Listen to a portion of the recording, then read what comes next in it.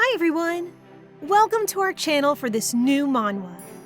We'll be covering Raised the Beast Sincerely, the Cinderella story of Blondina, whose life has changed drastically when her dad, the emperor, picked her up to raise her at the palace with her nasty, legitimate siblings. How will she adjust to this new kind of life? To discover it, please like and subscribe as it helps us a lot to propose more and more content. Are you ready? Let's go! Blondina is a young blonde girl with gray eyes, orphan of a mother with a nameless father. She works at an inn for a cruel man who never hesitates to beat her up whenever he wants.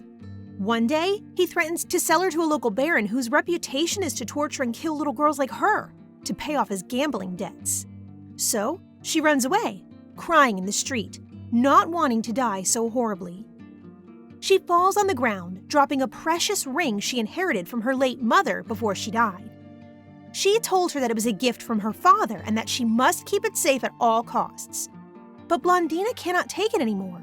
She is desperate and needs money urgently to get out of her everyday nightmare. She enters a pawn shop. At first, the owner doesn't want to deal with her, but when he sees the ring, he jumps off his seat, asking where she stole it, and comes back with guards to take her. She is taken to a very luxurious place and sits in a corner, terrified. Moments later, a man enters the room. He asks about her mother, then declares that he is her father, the emperor. A few days after arriving at the palace, Blondina learns about the imperial etiquette and rules. As she wakes up, a servant tells her that she is demanded at a tea party with the emperor. When she arrives, he introduces her to her half-siblings, Lart and Adelaide. He also coldly reminds her about the fake story they made up to hide her commoner's origins and explain her absence until now. Officially, she has been frail and was recuperating at another kingdom. After the tea party, Lart catches her in the corridor and starts insulting her. She replies back, humiliating him, which, of course, angers him. While he is heating up, she keeps her cool, not really knowing why he reacts like this. Adelaide intervenes to stop the commotion. She looks down on Blondina, and because the girl just wants to get rid of them, she brushes it off, smiles, and leaves. On her way back to her room, she passes by a garden where she hears a meowing. She follows the noise and finds a cute, black little kitten. The cute little beast protests in a human language. "I'm not a cat!" But Blondina is not impressed. She notices his injured leg and connects it to a broken branch nearby. She also spots two other cats hiding and scolds them for bullying their friend. They run away and the little girl offers to take the kitten with her to the palace. At first, he protests, looking down on her, but jumps in her arms when she explains that he might be her first and only friend since she's really lonely at the palace. If someone knows what it's like to be rejected, it's him. They both head to her room when they meet a servant and Blondina freezes, choking the cat. He sees her reaction to the servants and increases his presence, making him bow to him, head on the ground. Blondina is surprised by this reaction. Her cat jumps from her arms and transforms into a cute, dark-skinned human boy. Blondina is utterly impressed by the boy's appearance. The servant recognizes him as the Black Leopard, the cruelest of them all. Since Blondina is not really comfortable with the servant around, the boy shortcuts this encounter by asking what he wants from her. He delivers her the royal bracelet the emperor wanted to give her and leaves. The young boy turns to Blondina, and she frustrates him because she cluelessly doesn't acknowledge his greatness. He turns back into a cat to be carried as they head again to her room. Once there, he reveals his name, Amon. By the time she finishes healing his leg, night has fallen, so he decides to stay and sleep in her bed. He explains that she is a great exception because usually, his kind despises humans, considering them fools and traitors. However, he doesn't think Blondina is like the others. They casually keep on talking, and he warns her not to touch him on the stone he has on his forehead. And from this day on, Amon finds any sort of excuses to visit the princess. Elsewhere in the palace, the emperor is desperate to find someone with blonde hair, golden eyes, and the power to submit the divine leopards, unlike his daughter who may be blonde but has gray eyes. He remembers Blondina's mother who matched these features but had no power. Despite that, the emperor fell deeply in love with her. He wanted to protect her and their baby at all costs, so he left them to get the power of the throne. A few days later, Blondina and her lady-in-waiting, Lucy, discuss how long it's been since the last time they saw Amon, when the cat appears from out of nowhere with a bleeding sparrow in his mouth. Lucy rushes out, not able to endure the poor dead thing. Blondina tries to explain to Amon that usually humans find little sparrows cute only when they are alive. Amon turns to the bird and demands that he gets up or he would be definitely dead. The talking bird suddenly revives and explains to the princess that he stayed still because of Amon's sharp teeth. Blondina asks how he can talk, to which the sparrow replies that it's because Amon shared some of his power. Since he has no name, she decides to name him Magetto, to his greatest joy. Amon wants to watch an archery contest to analyze humans' weapons, but needs to stay anonymous. Blondina tries to put a beanie on his head to hide his transformation stone, highly recognizable. He could totally go there in his human form, but it might become complicated and dangerous later, so he prefers his leopard's form. At the contest, the Emperor enters the scene with Lart and Adelaide only, leaving Blondina behind, and announces the beginning of the hunt. After some time, Amon gets bored, so Blondina offers him to go observe the trees instead. She finds one interesting when an arrow whistles just near her ear. As she trembles out of fear, and Amon out of rage, Lart shows up nagging. Amon can't take it and jumps on him, transforms and presses the prince on the ground under his feet. As Lart begs for mercy, Amon doesn't have it and keeps on pressing on his chest and neck, threatening him to death. Blondina intervenes, acknowledges that what Lart did deserves punishment, yet thinks death might be too harsh. Amon threatens Lart one last time and asks the princess if they could go back to the palace together. Later, Lart complains to Adelaide about what happened, and she surprisingly doesn't have his back. She stands that his actions were reckless and could have caused a lot of damage to their reputation, but she reassures him, saying that she will personally avenge him. Adelaide goes to the Emperor's office seemingly upset about how the imperial family is not as powerful as they should be because of the divine leopards wandering around as they wish. The Emperor looks at his daughter, considers her to inherit the throne, and tells her about the legend of the golden-eyed blonde people who descended from Barahan, heir of the first god, and the only one able to defeat those creatures. He encourages her to find them and bring them to the palace so she can become the new empress. In Blondina's room, Amon plays with a ball of yarn and Magetto plays with Amon. The cat jokingly threatens to eat either the princess or Lucy in reprisals for their lack of consideration. Blondina protests, mentioning that she might not taste good since she only ate junk when she was a kid. Amon inquires about what happened and if it's related to her fear of big shredded men. She refuses to talk about it, not comfortable to share for now. Later, Blondina gets prepared to attend a party organized by the Emperor. When she goes to the ballroom without Amon, she is the target of all rumors around. People talk about her dress or her lack of friends. The Emperor arrives, talks to Lart and Adelaide, and encourages them to include their sister and to not leave her alone, despite none of the kids wanting to hang out with each other. They comply, but when they come to talk with their friends, the two young siblings use a language their elder doesn't understand, only to make fun of her. Adelaide turns to her sister, looks down to her, and offers to join the conversation, to which Blondina replies sassily that even if she had something to brag about, she doesn't like this kind of behavior and prefers to go get some fresh air. While Adelaide wonders how she could have understood the conversation, Philip, a young marquess, seems really interested in Blondina. The princess goes sitting on a bench, thinking about how she doesn't need to understand what the others are saying to figure out what they are talking about. She unpacks a piece of pie and speaks loud about how delicious it is. Out of nowhere, a wild Amon appears and steals the pie. She hugs him tightly, happier to spend time with him than with the other humans. The day after, Blondina learns how to play chess with Lucy when the Marquess Philip is announced. The princess is defiant, not really sure about why he is here. He gives her some presents, tea flowers and a brooch. He states that his family offers one to each princess of the empire, so Adelaide got one too. He also invites her to his upcoming birthday party. But this whole situation doesn't please Amon, who takes a lot of pleasure from trying to try breaking the gifts and biting Philip's leg. Amon is incredibly angry at the situation. He breaks the tea flower pot and demands explanations about this human's behavior. Since Blondina is not in Philip's mind, she tries to find reasons but doesn't have a clue in the end. She calms the cat down by hugging him, and he asks if she plans to attend the party. She replies that she will think of it, since on one hand, she cannot avoid gathering eternally, but on the other hand, is also sick of being belittled due to her lack of imperial knowledge. Amon kindly offers to teach her Old Atesian, the language Adelaide and Lart spoke with their friends, so they cannot ridicule her anymore.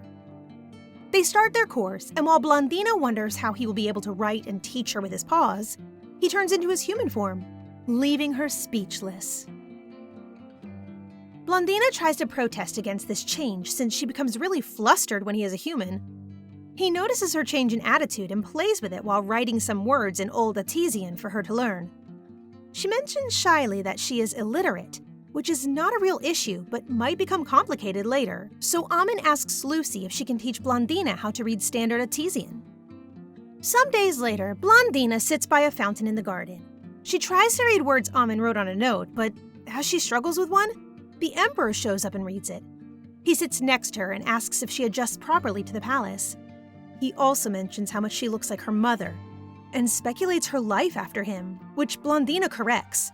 Her mom never loved anyone else than the Emperor, despite her knowing that he would leave them at some point to fulfill his duty. Back in her room, Lucy lets her know that Philip sent another invitation since his birthday party is planned the same day. Blondina finally decides to attend since her Old Atesian got better, and she feels more comfortable facing the crowd. She refuses Amon's offer to come with her in his human form, which triggers him. Blondina tries to reassure Amon on the fact that her going to the party alone has nothing to do with him being a beast. He calms down and she tricks him with a ball of yarn. When she arrives at the party, she greets Philip, who is accompanied by Adelaide and Lart. They notice the brooch adorning her neck, the exact same Adelaide wears as well.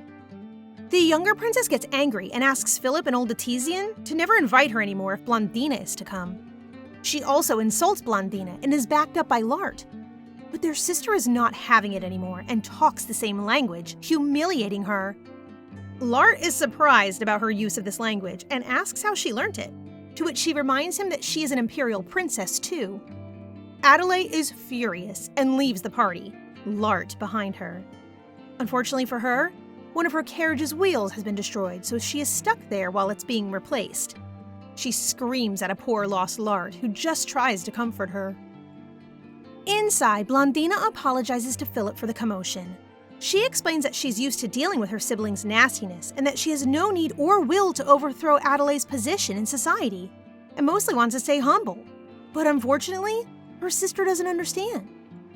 She politely asks the Marquess to not invite her anymore to avoid this issue in the future. And Philip suddenly feels his heart bumping loudly in his chest. In her room, Blondina asks Lucy and Magetto about the relationship between mankind and divine leopards. At first, they are both dumbfounded by her ignorance on the subject, since it's common knowledge, but end up explaining that these two people have been meaninglessly battling for centuries before agreeing on a truce. However, 500 years ago appeared the descendant of Baharan, who had the ability to control all the divine leopards. So he almost had them all exterminated until a black leopard managed to kill him and avenge his dead comrades. After all these deaths, humans and leopards came up with another peace treaty. A servant enters with a beautiful bracelet as a gift for Blondina. The letter mentions that the Marquess Philip leaves to study in another country. In his carriage, Philip thinks about the princess, drooling when he remembers how confident and direct she is despite her lack of education and bloodline. He plans to come back to her after his studies to marry her, trusting the fact that he is the best catch for her, since nobody would want a princess with such a debatable background. Amon appears when Blondina is trying on the bracelet. His jealousy shows when he asks who sent it and why. It shows even more when he takes it off her wrist and rushes out. A week later, Amon hasn't shown up, and Blondina worries. During the night, she has a horrible nightmare involving slaughters and fights. She's woken up by Amon, who pokes her face with his paws. He gives her a ring. She loves it, but since it feels a bit loose on her finger, she decides to wear it as a necklace. This makes her think about her father, who recently paid more attention to her and her needs. Amon gets her out of her thoughts by demanding that she doesn't see the other guy, Philip, anymore, since he can buy presents too and will protect her no matter what. Blondina is confused by the request but reassures him by saying that the Marquess won't be visiting anymore since he left for another country and that she will always choose her favorite cat.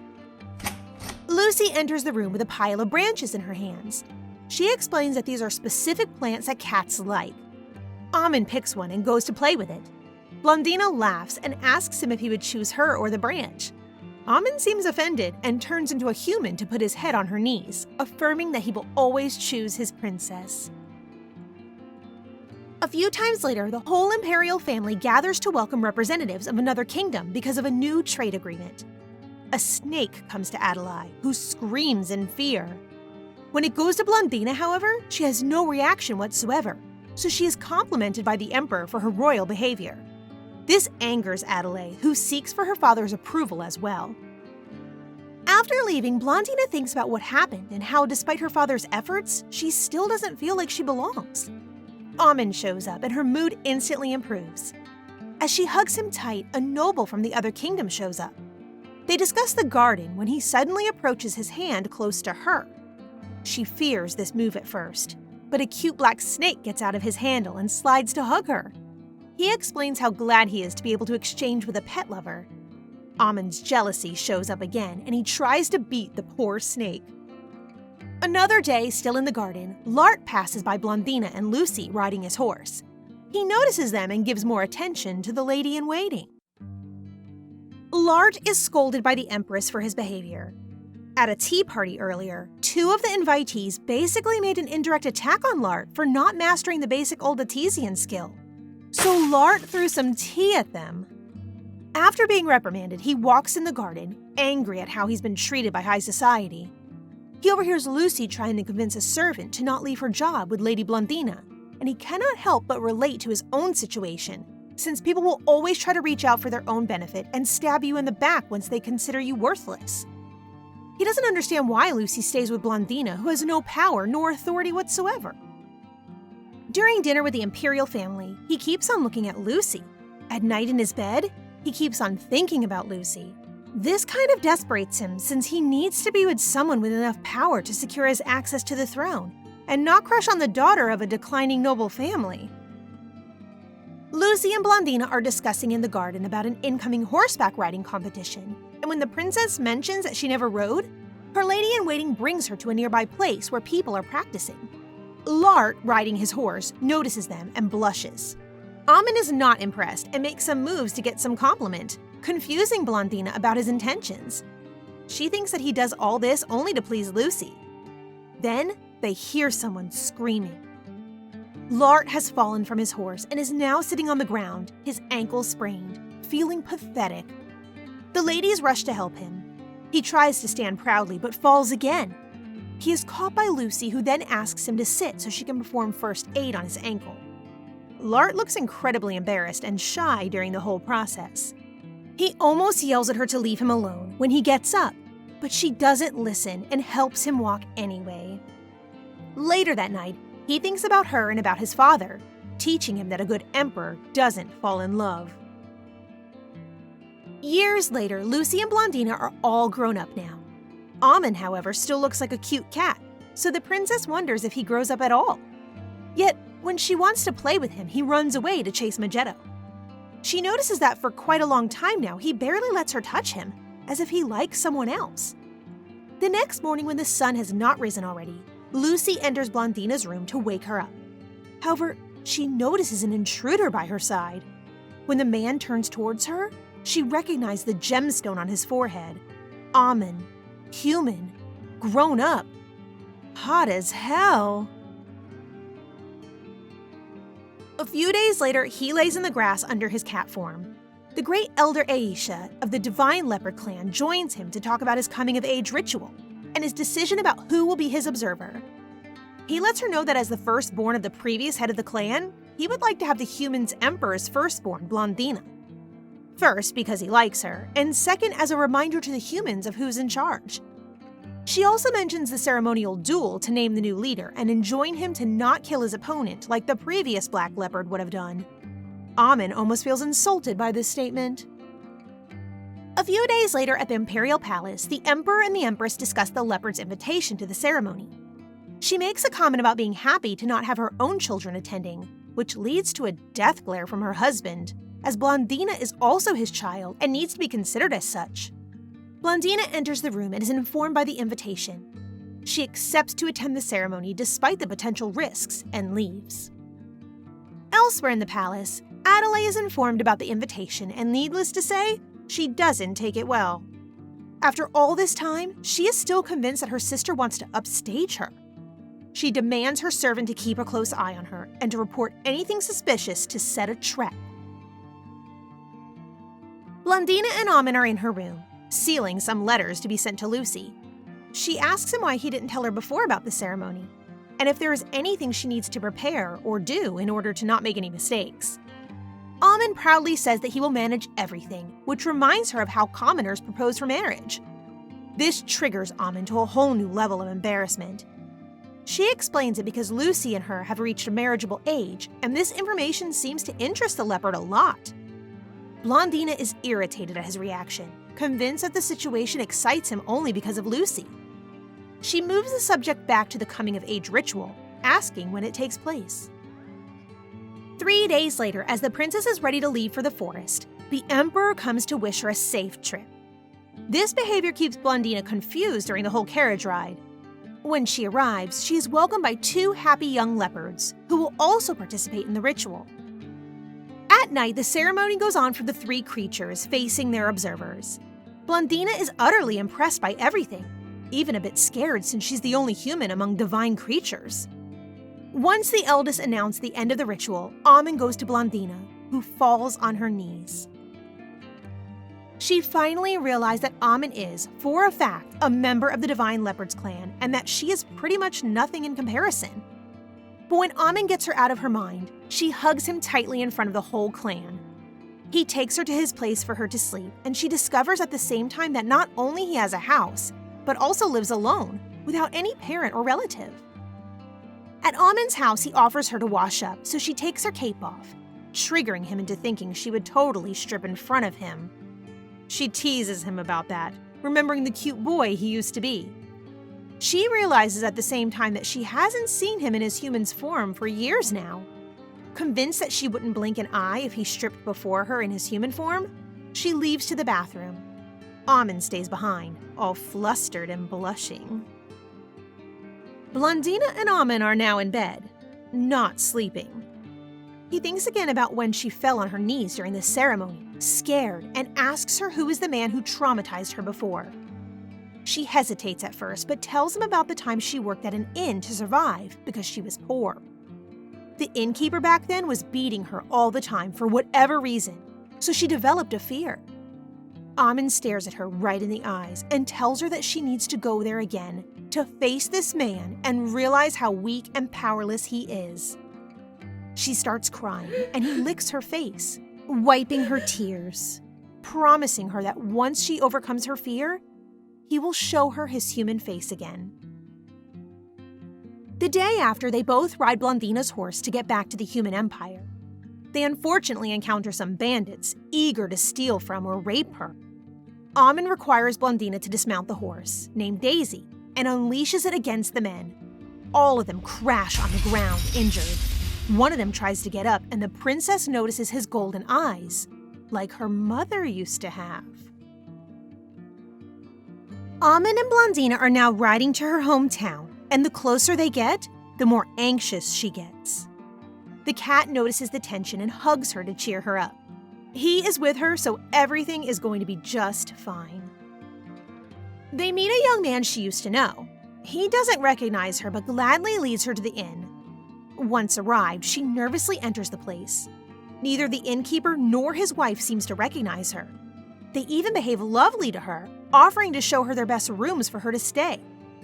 On the stairs, the woman turns around to talk to her when she snaps and recognizes the little girl who used to work for her. Instantly, the mood changes and the innkeeper starts making assumptions about her life since she left, treating her like trash. As he tries to grab her hand, she rejects it and slaps him hard in the face. He raises his fist to her, but she stops him, threatening him with heavy consequences. Her imperial attitude scares the man, so she manages to make him apologize and lead her to her room. Once behind the safety of the door, she falls on the floor. Amon congratulates her and thinks about killing the innkeeper. During her stay, Blondina makes the couple work a lot to please her. One evening, as she eats, she announces to them that she has a present in memory of everything they did for her when she was a kid. She shows them the deed to the inn, making her the new owner of the place. She orders them to pack their things and leave by the morning. The man pleads with her to spare them as they have nowhere else to go. Those words make her remember her own situation back then. She had nowhere else to go as well, so they took advantage of her. Even at her weakest, she will have no mercy. During the night, the innkeeper heads to Blondina's room, a knife in hand, ready to torture and kill, having no clue that someone else, more evil, patiently waits for him to make a move. Amon glances at him in the dark and grins as the man shivers in fear. Amon wakes Blondina up for breakfast. She quickly washes up and they go to the common area where they discover that the innkeeper has been attacked and injured during the night. The woman begs Blondina on her knees to not kick them out after what happened and calls her ungrateful after she refuses. The princess is not having it. She reminds her of all the bad treatments they gave her back then and affirms that they are lucky she doesn't seek revenge. Otherwise, they would have both been dead already. She leaves with Amon, happy to have finally been able to close this chapter of her life. Later at the Imperial Palace, Lart enthusiastically inquires about the ritual to his sister and how large the divine beasts really are. As he wonders why she was the one invited when he is the apparent heir to the throne, she makes him realize how dangerous are both his sister and his heritage. The Emperor shows up, looks at her closely, and asks if she was well treated in the forest, to which she answers positively. He cannot help but see how much she looks like her mother growing up and pats her head. Adelaide witnesses the whole scene from afar, heavily jealous of the attention Blondina gets from their father. She acknowledges being the one hiring the brigands who attacked her sister in the forest and is irritated that they didn't do the job properly. It has been a few weeks now that Amon left to attend the final battle to determine who will become the new leader of the divine beasts. Before leaving, he told Blondina that he would be absent for an entire month, not concerned at all about the outcome of the ritual, yet she keeps on worrying as she doesn't want him to get hurt. The day after, she suggests to Lucy that they go together to the forest of the divine beasts to pick up some mushrooms and taste some raspberries. Lart, who is passing by, offers to escort them. In the forest, the ladies crouch on the ground to observe the mushrooms. As Blondina tells Lucy about some species, Lart is unimpressed and takes the opportunity to make some nasty comments about his sister's commoner background, and is shocked when Lucy defends her friend.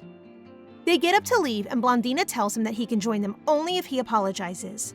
Surprisingly, he proceeds sincerely, proving to Blondina how much he cares for Lucy if he's willing to change his behavior to please her. After walking for quite a time now, Lart starts to worry, and despite Blondina's confidence, she also starts to feel off and suggests moving back to the palace. However, they get lost, and as Lart feels an incoming danger, he draws his sword and brings the two ladies in his arms to protect them. The two siblings start to argue on who is responsible for this situation, each one taking the blame. Lart for allowing this walk into the forest, and Blondina to suggest it in the first place. However, as she witnesses how protective the prince has become, Blondina realizes that this is the first time she feels him as a brother. A wild, aggressive bear appears from behind the bushes. So Blondina orders Lart and Lucy to head to the left while she attracts the beast in the opposite direction. Lart protests, but too late. She starts running, calling Amon. A bit further, she falls on the ground, scared, nonetheless happy that Lart and Lucy could have run away. As the bear approaches, she thinks about her cute little cat and closes her eyes. A scratching noise resounds, and she opens her eyes to discover Amon in his adult leopard form. Blondina prevents him from killing the bear, stating that it is her fault if it attacked her. She suddenly remembers Lucy, and Amon gets angry at her, saying that she shouldn't be in the forest currently because the magic is unstable. They go find the two others, and Lart jumps scared seeing Amon. Lucy recognizes him and is reassured. Amon acts all sweet and kind to Lucy, bringing up some jealousy in Blondina's heart. Amon escorts them all to the palace. The ladies thank him, and the beast announces to the princess that he will sleep with her tonight. Facing her confusion, he asks if she is afraid of him and states that no matter what, she cannot be afraid because she belongs to him. In her bed with Amon beside on the floor, Blondina is concerned.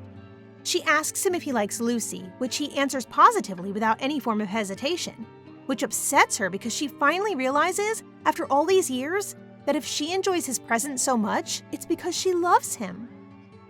The day after, Lart is scolded by the Emperor during a family tea party for his reckless idea to get lost in the forest of the divine beasts.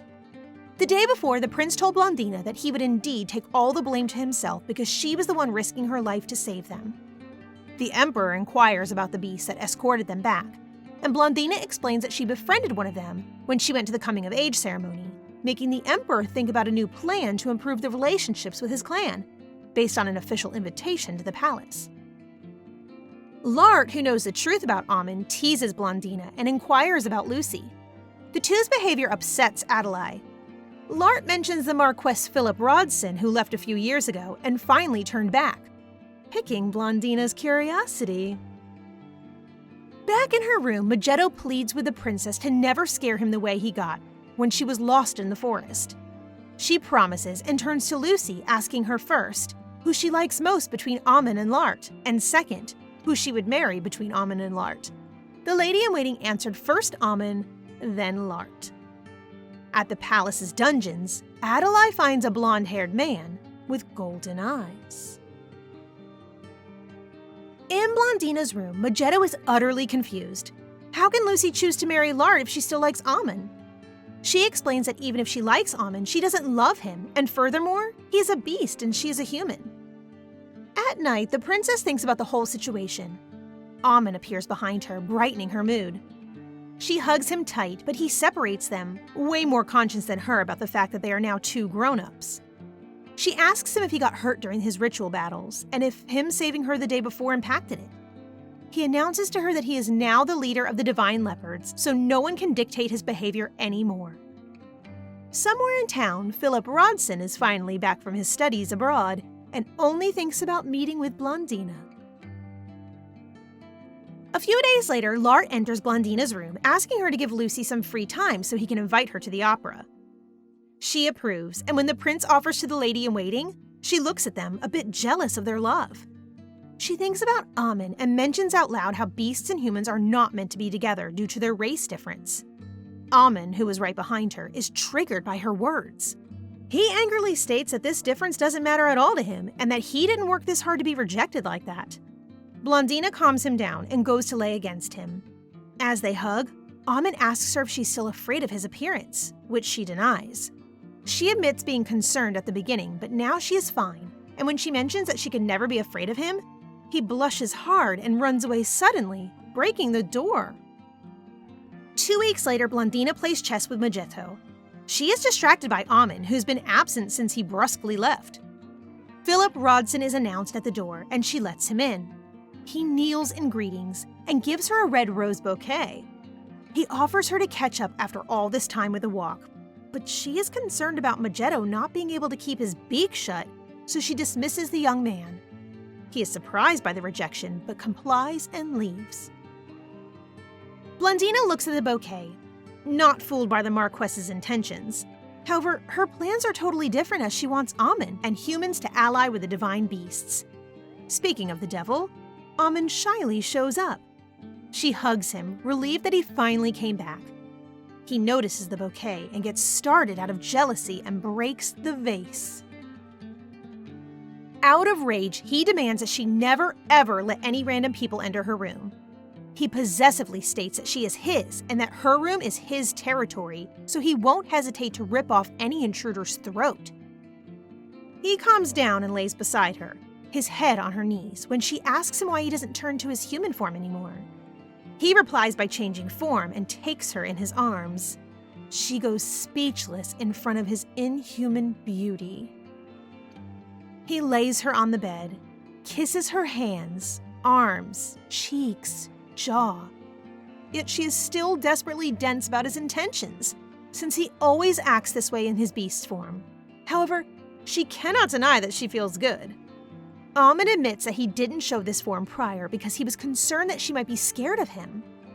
He hugs her tight and she stops him, saying that it's enough kissing for now.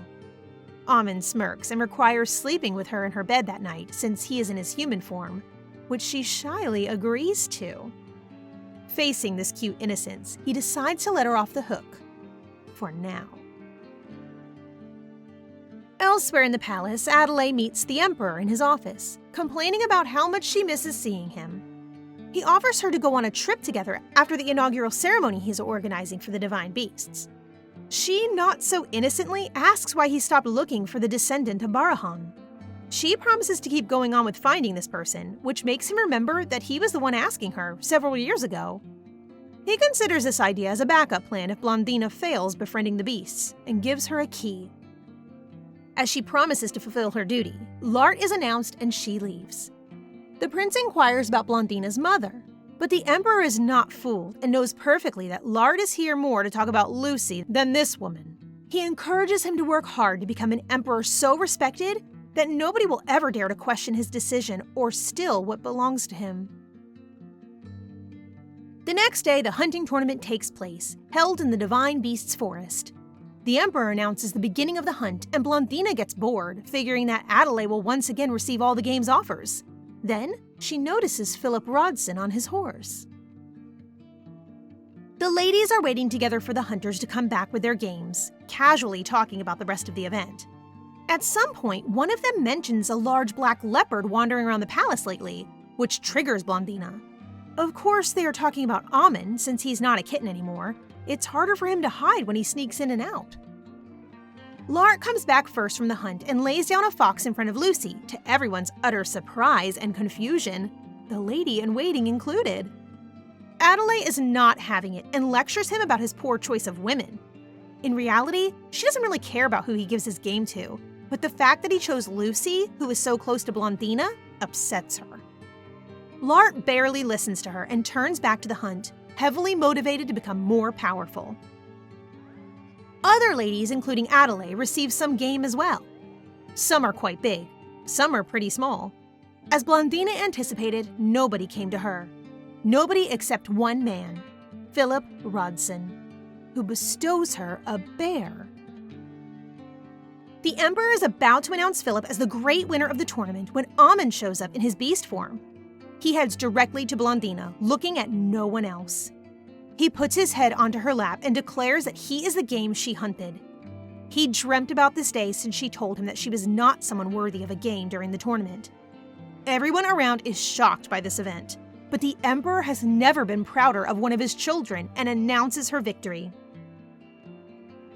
Philip, while everyone congratulates the princess, is humiliated as he feels the anger grow within, directed towards the beast. Adelaide shows up to tease him about marrying her. After the tournament, Amon and Blondina act all lovey-dovey to each other in the forest. Seeing them, Lart asks Lucy if the two are dating, which the young lady is not quite sure, but supposes well. The prince remembers his past relationship with his sister and her beast, and happily realizes that this new situation between them might actually become useful for his ascension to the throne. Elsewhere, Adelaide's feelings toward her sister haven't changed a bit, and she surely assembles the pieces of her plan to destroy her and her beast. A few days later, Blondina is in her room chatting with Lucy and Magetto about the upcoming family trip. She asks the sparrow if he had seen Amon lately, to which he replies that he might be at the springs. She steps into the forest looking for her beast when she encounters Shanti, one of the leopards Amon had to fight after the coming-of-age ceremony. She appeared because she smelled Amon's scent on the princess. Blondina asks where she can find him, and Shanti answers that it's too dangerous for her to meet him currently since he is out of control. Shanti lets Blondina ride him to go find Amon in the forest. Since this is his very first interaction with a human, he's pretty excited.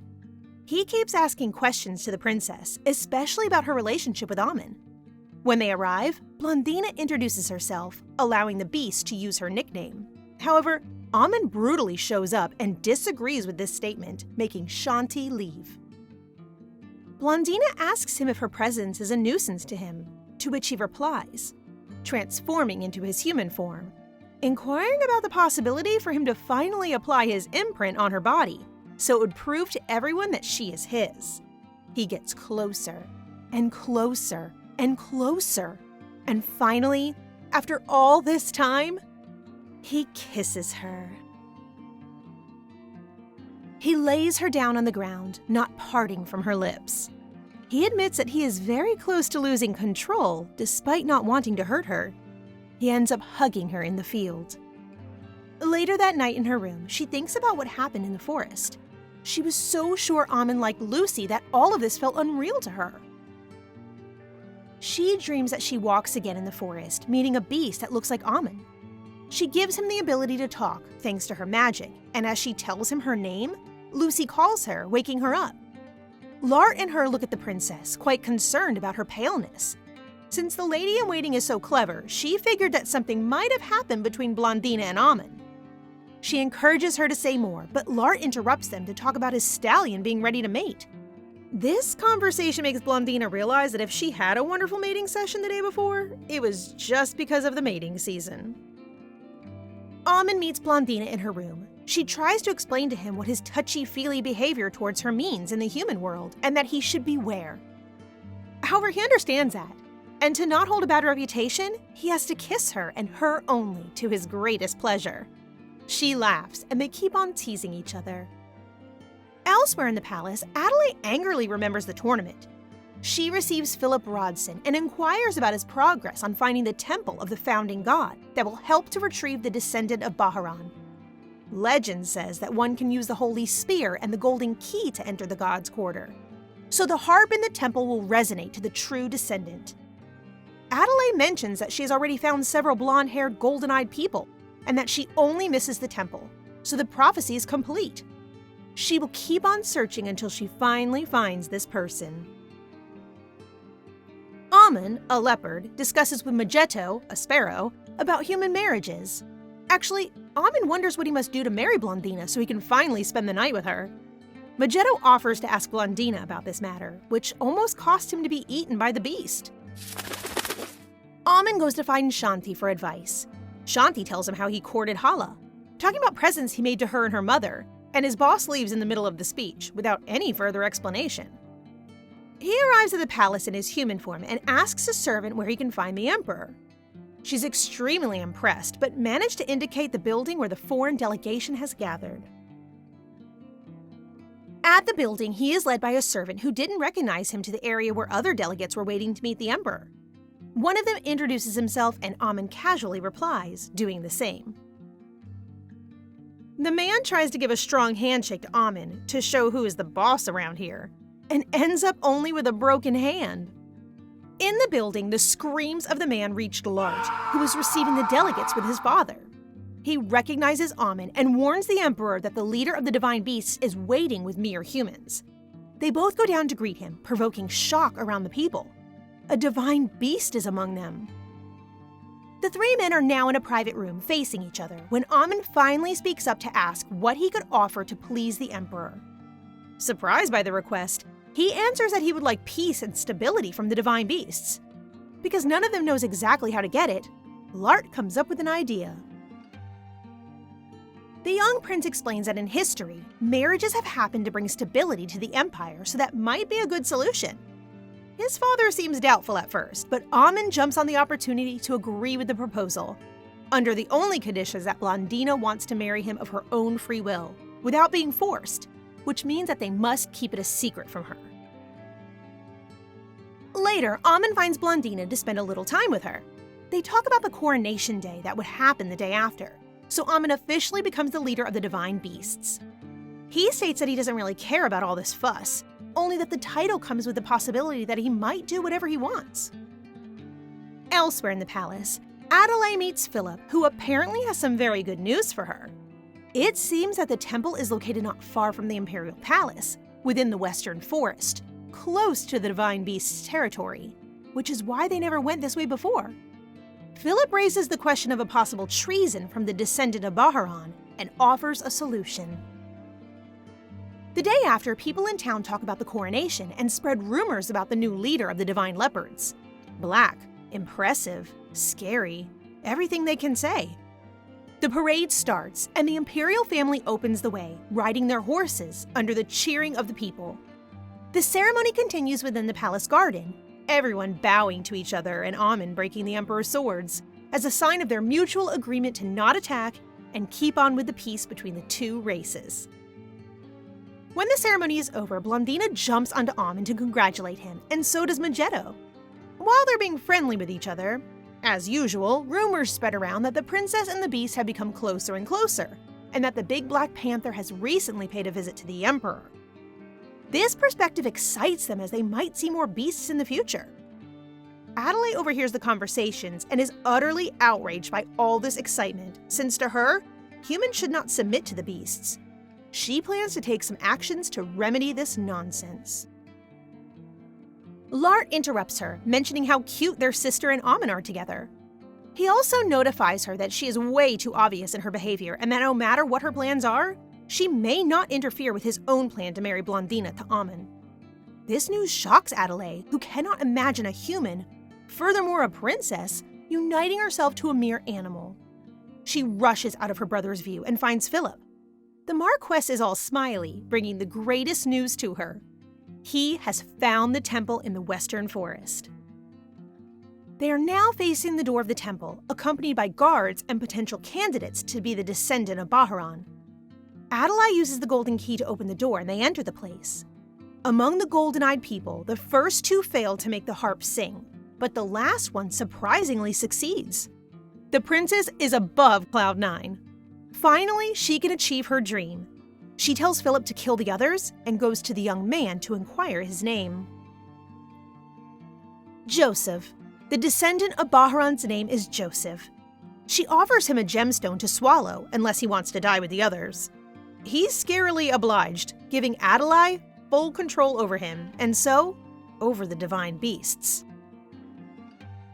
At the palace, Amon desperately holds onto Blondina, complaining that she will leave him behind during her family trip to the Zervan Peninsula for the Ice Festival. She insists that he cannot come, giving him false excuses when in reality, she just doesn't want the imperial family or the human aristocracy to witness his heady, touchy, lovey behavior. A few days later at the peninsula, Blondina, Lart, and Lucy are having some tea together. The princess is getting quite bored of the trip, and Lart worries about Lucy, who has been sick since they left. Two young people enter the room. They introduce themselves as Ruberos and Clea de Hill, a noble family who used to make fun of Blondina when they were kids. They ask about sharing tea with the imperial siblings, and the young man looks down to Lucy, wordlessly demanding her seat. Lucy obliged, bowing to him while he sits, which deeply annoys Lart and Blondina. If the princess is about to unleash hell to Ruberos, the imperial crown prince stands to kindly offer his own seat to the lady-in-waiting and sarcastically humiliate the young man, stating that he might have a weak condition to steal a lady's seat like that. In the Divine Beast's forest, at Shanti and Hala's place, both leopards wonder why their leader has spent the last few days around, not letting them have the slightest intimate moment. When Shanti suggests that he go find his human princess, Amon jumps on the opportunity to use all his authority to order them to find where she is. Back at the peninsula's resort, the de Hill siblings are debating Clea's opportunity to seduce the prince. If Ruberos is really confident about his sister's chances, she, on the other hand, doubts a lot since she saw him with Lucy. Seeing her hopeless, he comes up with a plan to diminish the simple lady-in-waiting so Clea can shine. They both go to find Blondina in the glass house, forcefully accompanied by Lucy. Ruberos asks the princess if she would be willing to come to an exhibition they will be giving after the trip. He brags about how his family values supporting artists and asks Lucy if her family does so. Of course, he knew very well that Harive's family could not afford to support anyone. Clea adds another layer by asking if she knows what kind of art the prince might appreciate, quoting some artists. Both siblings keep on shaming the lady-in-waiting because of her family's decline and lack of nobility, until Blondina cannot take it anymore and coldly asks if they are out of their minds. She calmly, yet with a death stare in her eyes, demands how they can insult her and her humble origins. Ruberos realizes their mistake and tries to defend themselves, but the princess is not having it. They may not have been talking to her, but they indirectly insulted her, the first daughter of the emperor. The siblings bow to her, apologetic, but Blondina takes Lucy with her and leaves, not able to stand such rudeness anymore. In the hallway, Lucy is about to cry. She apologizes to the princess for being so useless and such a nobody beside her. Blondina cheers her up, reminding her that not only is she the friend of the first daughter of the emperor, but also the friend of the future emperor and the current leader of the divine beast, and all of them deeply care for her. Lucy feels so grateful for having the chance to be the lady-in-waiting of such a great and generous princess. Ruberos and Clea have joined Adelaide and Philip in her room, ashamed of what happened with Blondina earlier. But the young princess comforts them with her usual smirk and encourages them, with her support, to teach a lesson to her sister, considering that no divine beast will be around to have her back in these lands. Philip expresses some concern about her plan, but Adelaide assures him, saying it's just a prank, nothing serious. The day after, outside in the snow, Blondina is sitting on a sled, waiting for the painter to finish portraying her. She starts to freeze in the cold when suddenly the dogs become really aggressive, harshly barking at people. They pull the sled, Blondina still on it, heading to a frozen sea, which ice is too thin to handle the weight of a sled. Lart orders immediate rescue of his sister, not diminishing the death threat.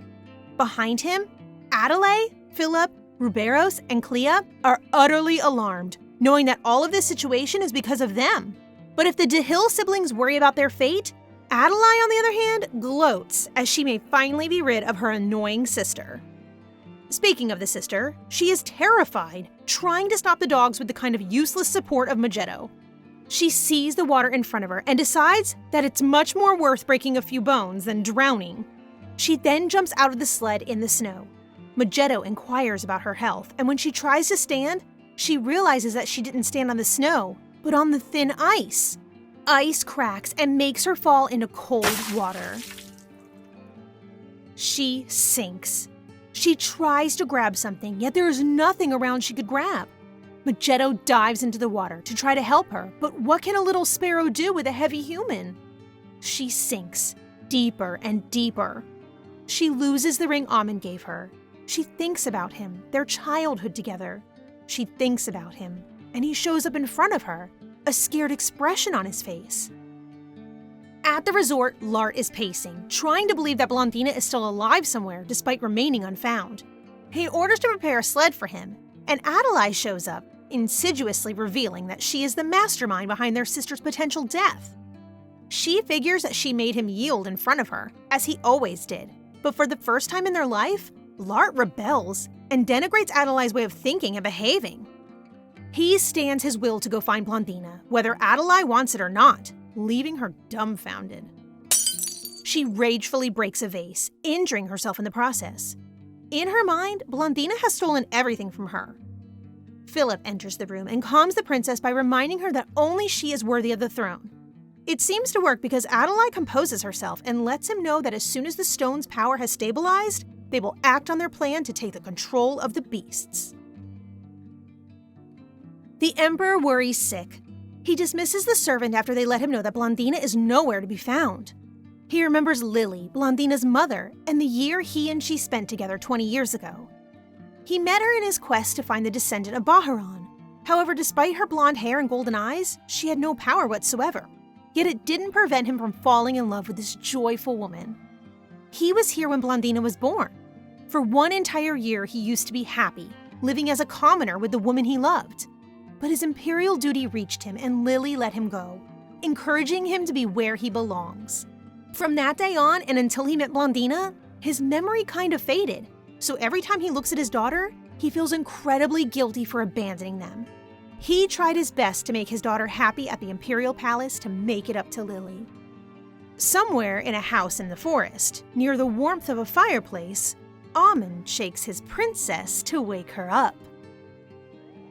It's this dream again. She is dying, bleeding, yet she doesn't feel sad, because she uses her magic to give the beast facing her the strength to wait for her, so they meet again in her next life. Blondina suddenly opens her eyes, not knowing if she's still dreaming or not. Amon seems on the verge of crying and brings her closer into his arms, unable to stop calling her name. Blondina remembers the situation and scolds him for coming to such a dangerous place alone. But Amon is not listening to her, only regretting that he was not able to find her sooner, because he was patiently waiting to imprint her. He tells her that he never wanted to experience the fear and despair of losing her when he learned that she was missing, and states that he decided that this will never, ever happen again. Blondina is hungry. She waits for Amon to return with food. Magetto calls her outside to show her a beautiful white leopard. Amon shows up with a bag and scolds her for being outside in the cold. He notices the creature and gets immediately upset. This time, it's the princess who lectures him about the need to be nice to any other leopard, since they are from the same species. He gives up and announces that they will leave very soon due to the Emperor and Lart searching for her in the area. The Emperor questions his decision to bring his daughter into his life, considering that it might have killed her. Someone screams Blondina's name as she appears, riding Amon in his beast form. She rushes into Lart's arms, surprised by his tears and how worried he looks. She apologizes for disappearing and teases him about his not-so-royal face. Amon notices the Emperor, who stayed back. He turns back into a human to reproach his attitude and consideration towards Blondina. The fact that he always considered her only as part of his bloodline but never acted like a father until this day. Amon coldly explains to the man how awful Blondina's childhood used to be because he never really cared for her, either before or after he took her with him and made her a princess. She only gained trauma and loneliness from these experiences, but somehow succeeds in getting over it. He enjoins him not to act like a father just in the heat of the moment, to avoid opening her old scars. However, as the Emperor feels all the regret of his decisions, he also advises him to apologize to her and beg for forgiveness. The thing is, he might never get it, since it only depends on Blondina's will to forgive him. Thankfully for the Emperor, his daughter is the kindest person on Earth. He thanks Amon for this discussion, to which the beast replies that he was not trying to be kind, and proceeds to threaten him for real. The Emperor goes to the princess, deciding to finally be the father to her. He apologizes deeply, bowing to her. She's utterly surprised. She's not ready to completely forgive since it used to be so hard for her in the past. However, she is fine with her life now. They all turn back to the resort, where Blondina receives a way warmer welcome than she expected. Lucy rushes into her arms, crying in relief.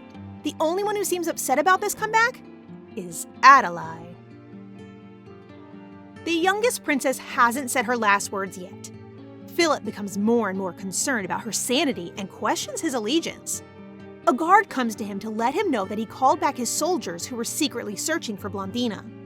He sighs in relief as his plan keeps going on as planned. Blondina and Lucy are in the princess's room, relaxing. Seeing how much Lucy was concerned about her safety and how many other people in her surroundings were hurt, imagining that she might not have made it alive, the princess decides not to let this incident pass. Philip announces to Adelaide that all traces of their responsibility were cleaned, so as long as the DeHill siblings don't say a word, all of them are safe. Adelaide casually mentions, a crazy spark in her eyes, that she needs to kill them all, worrying Philip about who she might be talking about, the DeHills or Blondina. A servant enters the room. She lets the princess know that her sister is on her way to meet the noble siblings. She is rewarded with earrings for this report and gives Philip a hysterical smirk. Amon gives Blondina's ring back, as he found it in the ocean. He inquires where she is going and if he can come with her. Because she will be threatening people, she doesn't want him around, so she uses the endless excuse that he's too big and might frighten people. Amon is not having it and transforms into his cute little cat form. She takes him in her arms and leaves, seen by the servant. She arrives at the DeHills' apartment and sits beside them. She has no proof that they are involved in the incident, but bets on it. As she asks if they hate her, Amon turns back into his big leopard form and puts his head on her lap, showing her incredible power. She makes assumptions about what could have been their motivations, and of course, Ruberos denies everything until he lets slip a clue that not only he did it, but was ordered to.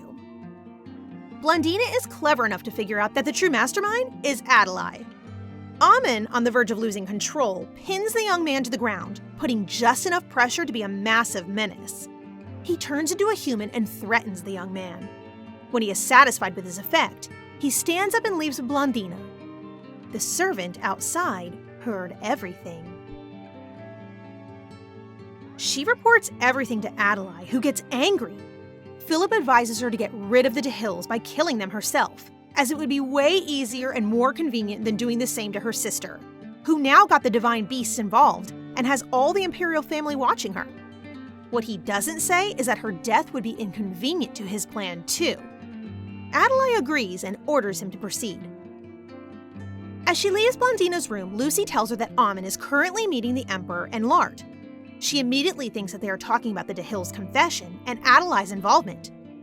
As her mind drifts to the Emperor's apology and how lighter she now feels after this event, Philip knocks at her door, asking for a quick audience. He apologizes for intruding so late in the evening and gives her a very expensive tea, known to help relax. She invites him to sit a little longer, and he takes the opportunity to reiterate his offer to join the Rodson family for her own sake and protection. As offended as she feels, she politely declines again, telling him to focus on stopping Adelaide instead of courting her uselessly. He attacks by threatening her relationship with the divine beasts, reminding her that a very specific someone can take control over them, and letting her know that she just wasted her last chance to be safe. After he leaves, she thinks about this weird conversation. The man who was standing in front of her a moment ago was not the Philip she used to know, and she wonders what was this obsession with the beasts. As she burns his presence, she swears to become the powerful person she needs to be for her people. The day after, the whole Imperial court heads back to the capital. Lucy sits beside Blondina, suffering from motion sickness. When they arrive at a resting area, Lart inquires about Lucy's health and offers so much support one would be blind not to see his level of affection. Blondina notices the DeHill siblings nearby, heading outside of the area into the woods. Clea is concerned about their situation, so Ruberos tries to assure her they will be meeting Adelaide, who promised her help. However, he's deeply worried as well, not knowing if he should believe the princess or fear her. The knight who leads them quickly answers the question as he is joined by others, surrounding the two young nobles. It has now become clear that they are both to be executed. Right here, right now. Ruberos pulls out his sword but cannot do anything to protect himself or his sister. Before he dies, he curses Adelaide. Lart announces the news to Blondina, Lucy, and Amon. The assassination has been made up into an accident for random people, but it is seen as a suicide by the few ones who knew how involved they were with Blondina's murder attempt. The princess quickly rethinks the whole situation and feels something is off. She rushes to the cliff where the siblings were found, closely followed by Amon. They find Clea's glove in the snow, which is a clue that they might not have jumped out of their will. Amon smells the glove. It is full of reminiscence of the herbs used on the dogs. Due to his reaction, they figure that the quantity used a few days before might have been huge. However, a simple glove is not sufficient evidence to prove that they were partially guilty of this crime and were murdered by the true perpetrator. Blondina resigns and asks for Amon's help. Adelaide presents her condolences to the DeHill Duchess and offers to sponsor the remaining heir of the family to honor the memory of his siblings. She leaves in her carriage, trying to convince herself that it was the only right thing to do and that she needs to move on with this plan. The carriage brutally stops and Blondina enters, accompanied by Amon. The beast leaves the two sisters alone, taking a seat near the coachman. Adelaide violently pushes Blondina and insults her, making Amon hit the carriage as a reminder that he is not far. However, the young man is barely able to control his rage, only restraining because his princess asked him to. This move allows Blondina to take control of the discussion. She shows her sister a pouch and asks if it contains the herbs she gave to the DeHills. Adelaide stresses at the sight of it, which encourages Blondina to keep going with her bluff. She advances that the two young people left this evidence in the glove they found on the cliff, which incriminates her since they used to be her followers. Adelaide's reaction proves to her sister that she was indeed the mastermind.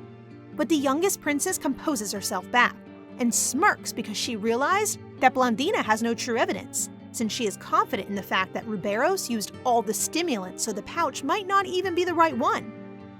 Her sister then threatens to use the content of her pouch on the horses. After all, if there's no herb remaining, or if she's really innocent, then Adelaide has nothing to fear. But Adelaide fears. She has no idea if her sister bluffs or if she is serious. Blondina gives up, having all the information she needed. She explains that despite all she thinks, she has never stolen anything from her and that she needs to stop with her dangerous behavior. She lets her know that she is aware that Adelaide is after the divine beasts, which means that not only Blondina has never been the one who encroaches on her territory, but that Adelaide starts to encroach on hers. Before leaving the carriage in Amon's arms, Blondina warns her sister one last time. She needs to take responsibility before it's too late. Adelaide enrages and screams that she will never stop. Amon gallops in the snow, Blondina on his back. He stops when he sees her, concerned about really having ruined her sister's life. In the end, she is just happy that her plan to bust her up has worked. Amon encourages her to get some rest while he takes her to a very special place. She wakes up in a field full of beautiful pink flowers. Amon shows up in his human form. He explains that he passed by this place when he was heading to the peninsula and wanted to show it to her first. He puts a flower crown on her head as a present and confesses his love before kissing her. Adelaide is in her room, drinking tea by herself, thinking again about what happened in the carriage. She wonders how Blondina could have brought up Philip in this story without having officially met him since the hunt. Speaking of the devil, as she was weighing the possibility to get rid of him, he enters the room, bringing excellent news. Joseph has finally developed his ability to control the beasts. He leads her to him when her spy servant shows up asking for an audience. The servant is pretty nervous. She hesitates a lot and ends up dropping that she wants to quit spying. Adelaide doesn't understand her reasons since she pays her very well for this job. The young woman thinks about the DeHills incident and how she might have been indirectly involved, which made her realize that her life was actually in danger around the princess. She uses her mother being sick as an excuse and promises to never tell a soul about her mistress's secrets. Against all odds, Adelaide seems pretty understanding, until she turns mad again. She orders Philip to kill the servant, not believing her oath to keep quiet, and the man obliged, under the screams. In the forest, Joseph still trains to use his power. In a pit in front of him, there is a leopard trapped. He hopes to control it enough to finally get out of his poor situation. Adelaide arrives, excited to see how powerful he has become. Joseph asks Adelaide if he would die in case of failure. He explains that Philip told him that the magic stone he swallowed gave Adelaide full power over his life. She smiles and informs him that as long as he cooperates with her, he has nothing to fear. The Marquess finally arrives, so they can start with the test. They walk inside the Divine Beast forest, where Joseph doesn't feel calm despite all the precautions to not be spotted. They finally find a sleeping beast surrounded by butterflies. Adelaide encourages Joseph to use his talent. He stresses a bit but succeeds in controlling the beast. He orders it to rip off the butterflies and it complies.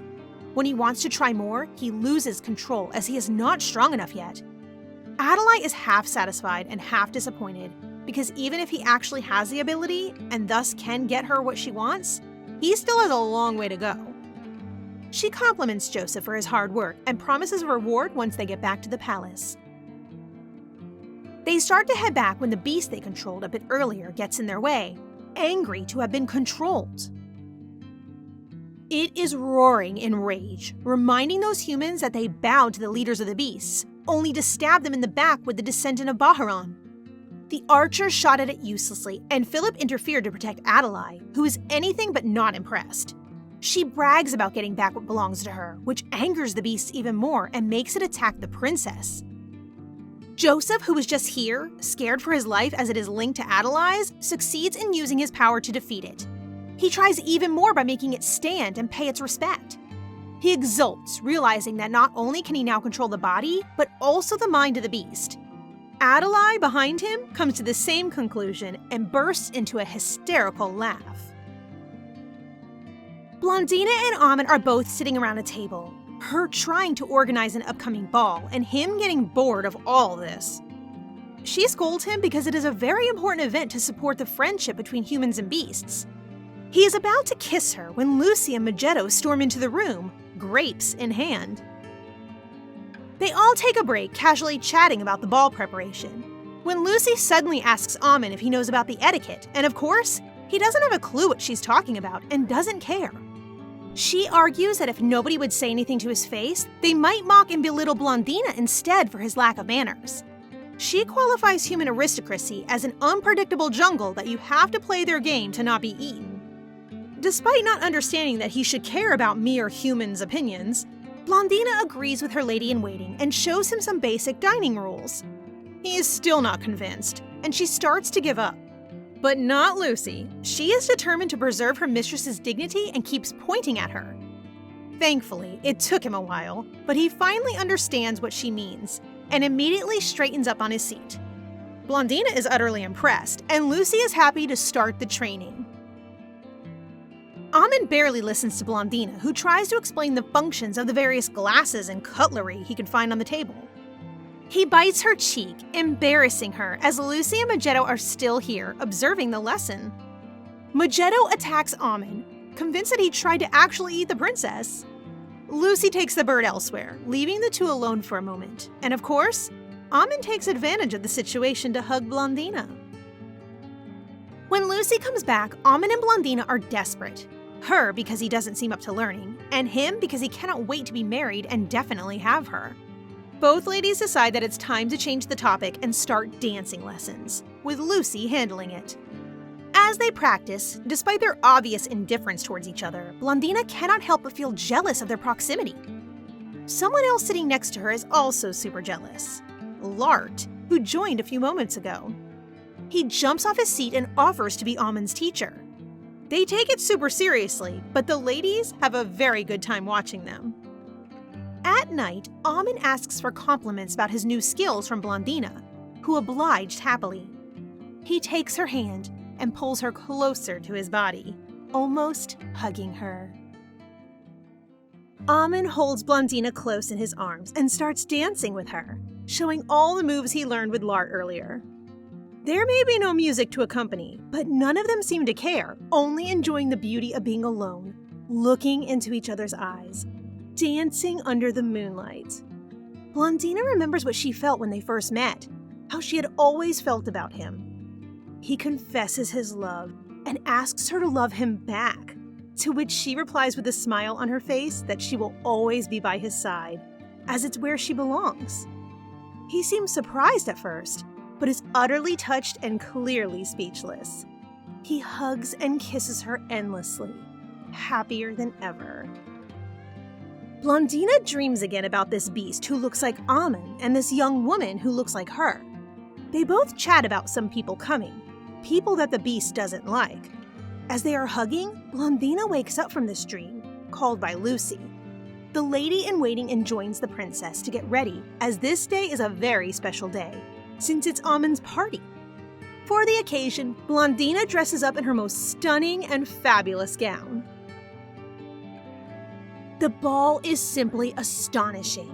The emperor obviously put a lot of effort into the preparation, and Amon even came up with a masquerade idea so everyone can chat with whomever they want, without any consideration for race, age, or social rank. She spots Amon discussing very casually to the emperor and Lart, which intrigues her since they've never really been close. A strange man comes to talk to Blondina, and she recognizes him as a divine beast in his human form. He keeps on asking weird questions about her smell and what race her and Amon's future child will be, human or divine beast. Another beast pulls his ear to make him shut, as he makes the princess incredibly uncomfortable. She introduces them as Hala and Shanti, this one also proudly introducing the baby she carries as Zen. They leave a very puzzled Blondina, who remembers them as little kittens who were with Amon at the coming-of-age ceremony not so long ago, and now they're expecting a baby. She thinks about Amon behaving like a spoiled kitten the day before, and she finally starts to wonder whether or not they are in a relationship. The emperor interrupts the party to raise a toast to the new friendship between humans and beasts, celebrating a brighter future for both races. After his speech, Adelaide comes to him to congratulate him on managing to have the beasts under control. Her father makes her shut, as she uses very controversial wordings. He explains to her that even though he used to think like her, he changed his mind and preferred to choose peace. He also mentions that because Blondina was the architect of all this situation, preserving this relationship was her role, and Adelaide needed to figure out what her own role was. Adelaide joins Philip to indicate to him a change of plan and to demand to Joseph that he gets in position to act. Meanwhile, at the party, Shanti enjoys all the food he can find. Hala, on the other hand, chooses this moment to talk to Amon about some recent disappearances among the beasts. She also mentions a distortion she felt in the forest. She put that on her pregnancy, but still feels off about the forest. Amon agrees, as he went every night into the forest, only to find it weirdly silent and full of ripped-off butterflies. Furthermore, he trusts Hala's feelings, as they were always trustworthy.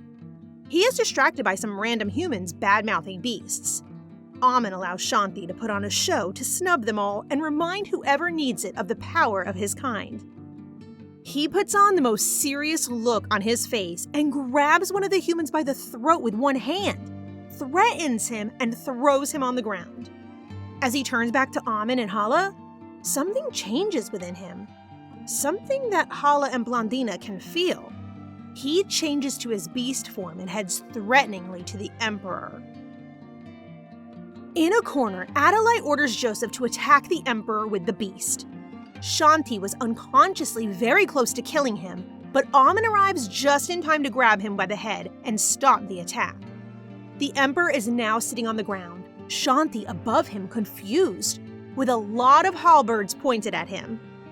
While Hala scolds her future baby daddy for his behavior, Amon asks the Emperor if he is fine. The other human attacked by Shanti loudly protests, demanding the beast to take responsibility for their actions. Surprisingly, it's the Emperor himself who defends his new friends. He explains to the Marquess that his role is to protect his people, him included, and that he would never hesitate to betray the beasts as needed. However, he would never if they attacked because of humans. Shanti, feeling better, intervenes to apologize and lighten everyone's mood. Still, Amon is concerned about what happened. Adelaide congratulates Joseph for his outstanding performance. She encourages him to keep on practicing to become even stronger and control the Black Beast, and asks him to only be loyal to her. The Emperor is getting healed because of an injury he got by falling. Hala, witnessing this, scolds Shanti even more, to which the poor beast answers that he had no idea what happened, as he was just playing until someone messed up with his mind. This triggers Amon, who rushes to examine Shanti. He indeed noticed that his friend's eyes change colors to turn the same as Blondina's ones for a second. He plans to ask Elder Aisha, who is the oldest beast in the clan, if she knows something about this phenomenon. He goes to Blondina to hug her and get back to the party. A bit later, Amon and Blondina are both resting after dancing. She praises his new skills and jokes about him almost passing off as a human. He sits her on the balcony railing and seems suddenly a bit off.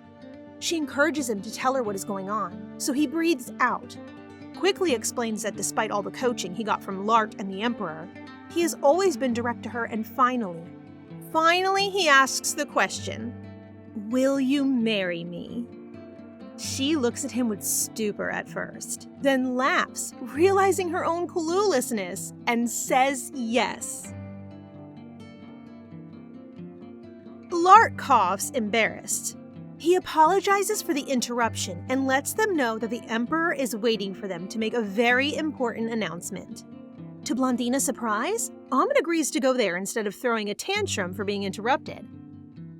Inside the palace, everyone has taken off their masks. The Emperor publicly congratulates his daughter for her engagement and wishes her all the best. Amon suggests raising a toast, followed by the Emperor, so everyone in the room raises their glass to the newly betrothed. Blondina is confused, not only about the situation, but also by Amon's reaction to it. She plays along and asks him if by any chance he knew something about this plan. He proudly answers that he organized it with the Emperor and Lart. When she asked what would happen if she had said no, he affirms that he knew she would have accepted because they confessed before. This is when she realizes that he was never playing along. Elder Aisha comes to congratulate them.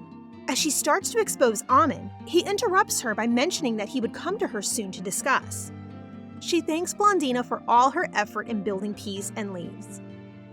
The princess notices her sister behind her, devilishly smirking, making her suspicious. Later that night, Amon joins Blondina in her room, ready for some sport. After that night, Blondina had to stay in her bed for an entire day, sick because of the impregnation.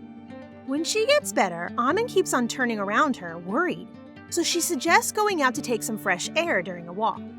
He thinks about the garden, but she has another idea. They are both strolling down the alleys of the city market.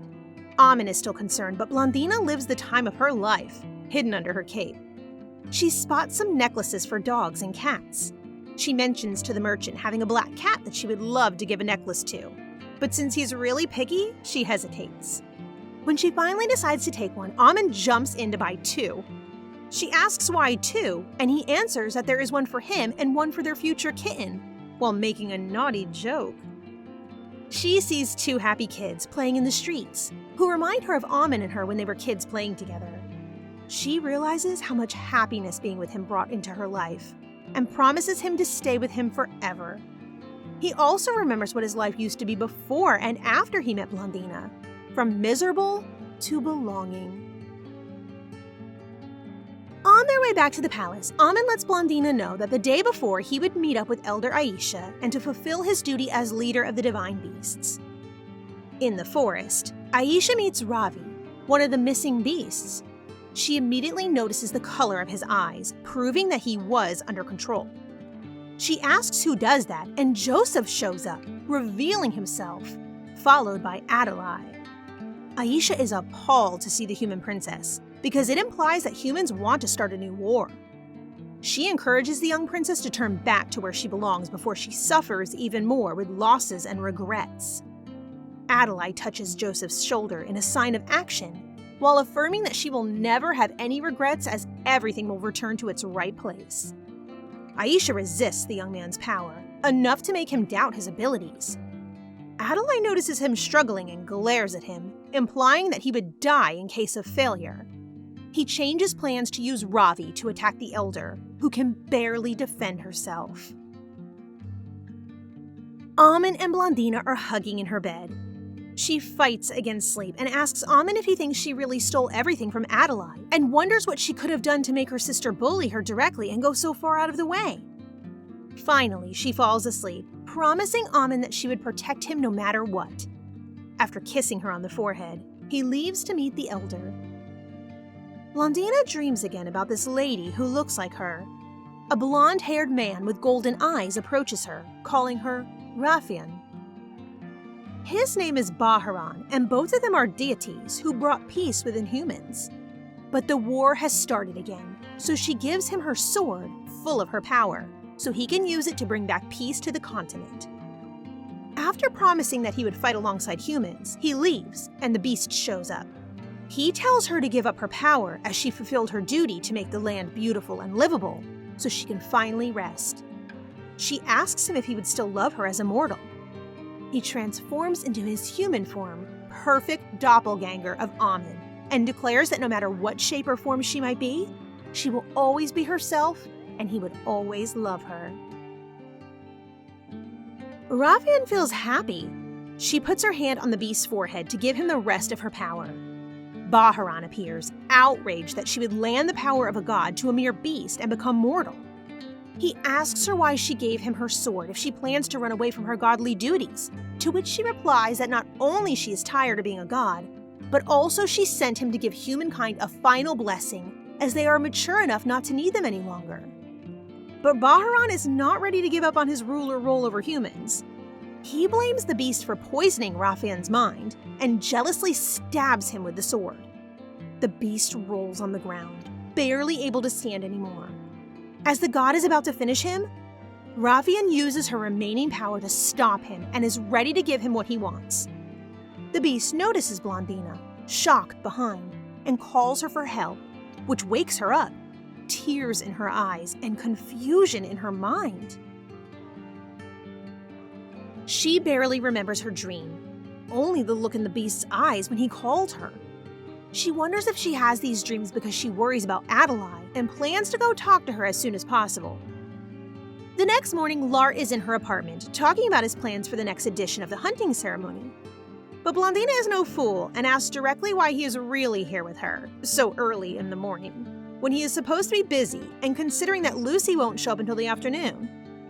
The young prince is suddenly really uncomfortable, remembering Amon passing by his room the night before to demand that he stick to the princess while he would be gone.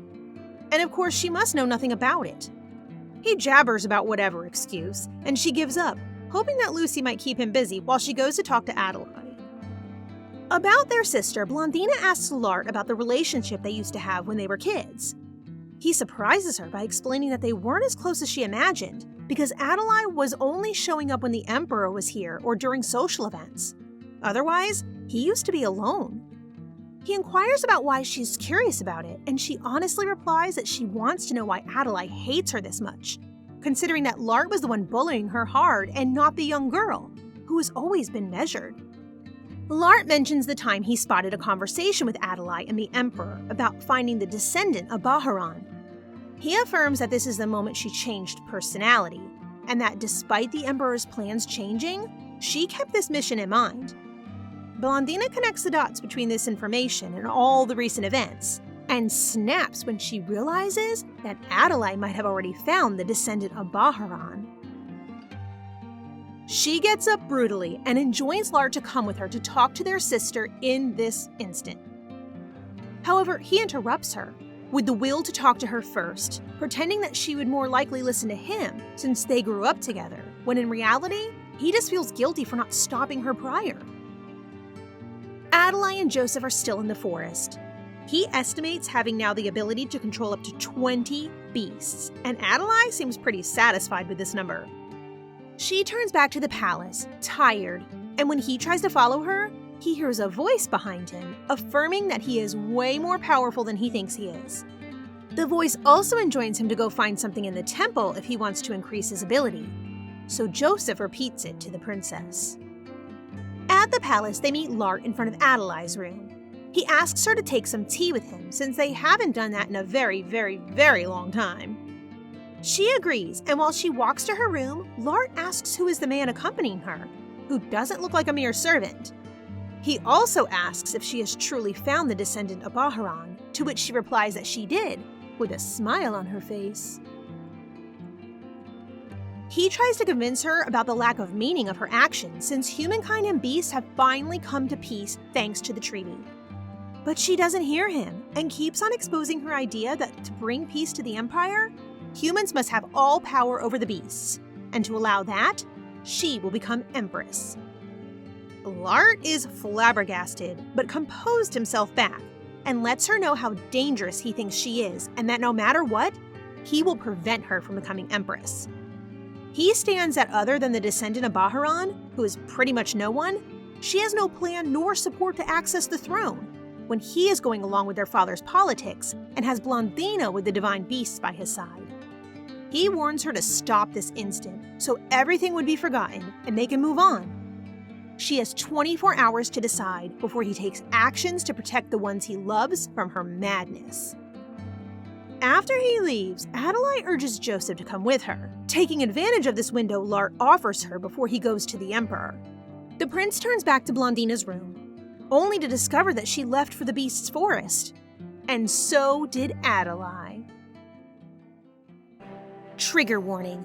This part contains a lot of violence that might not be suitable for a young audience.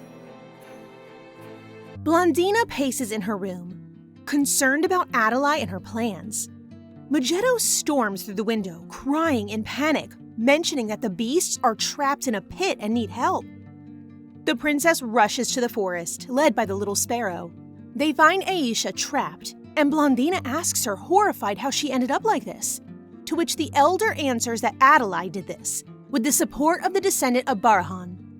She warns the young human about the consequences if they keep pursuing this way and begs for help, as soon enough, even Amon won't be able to defeat them anymore. She talks about the sword and of the original god, then feels people coming and urges Blondina to run and hide. However, the young princess protests as she doesn't want to abandon the elder.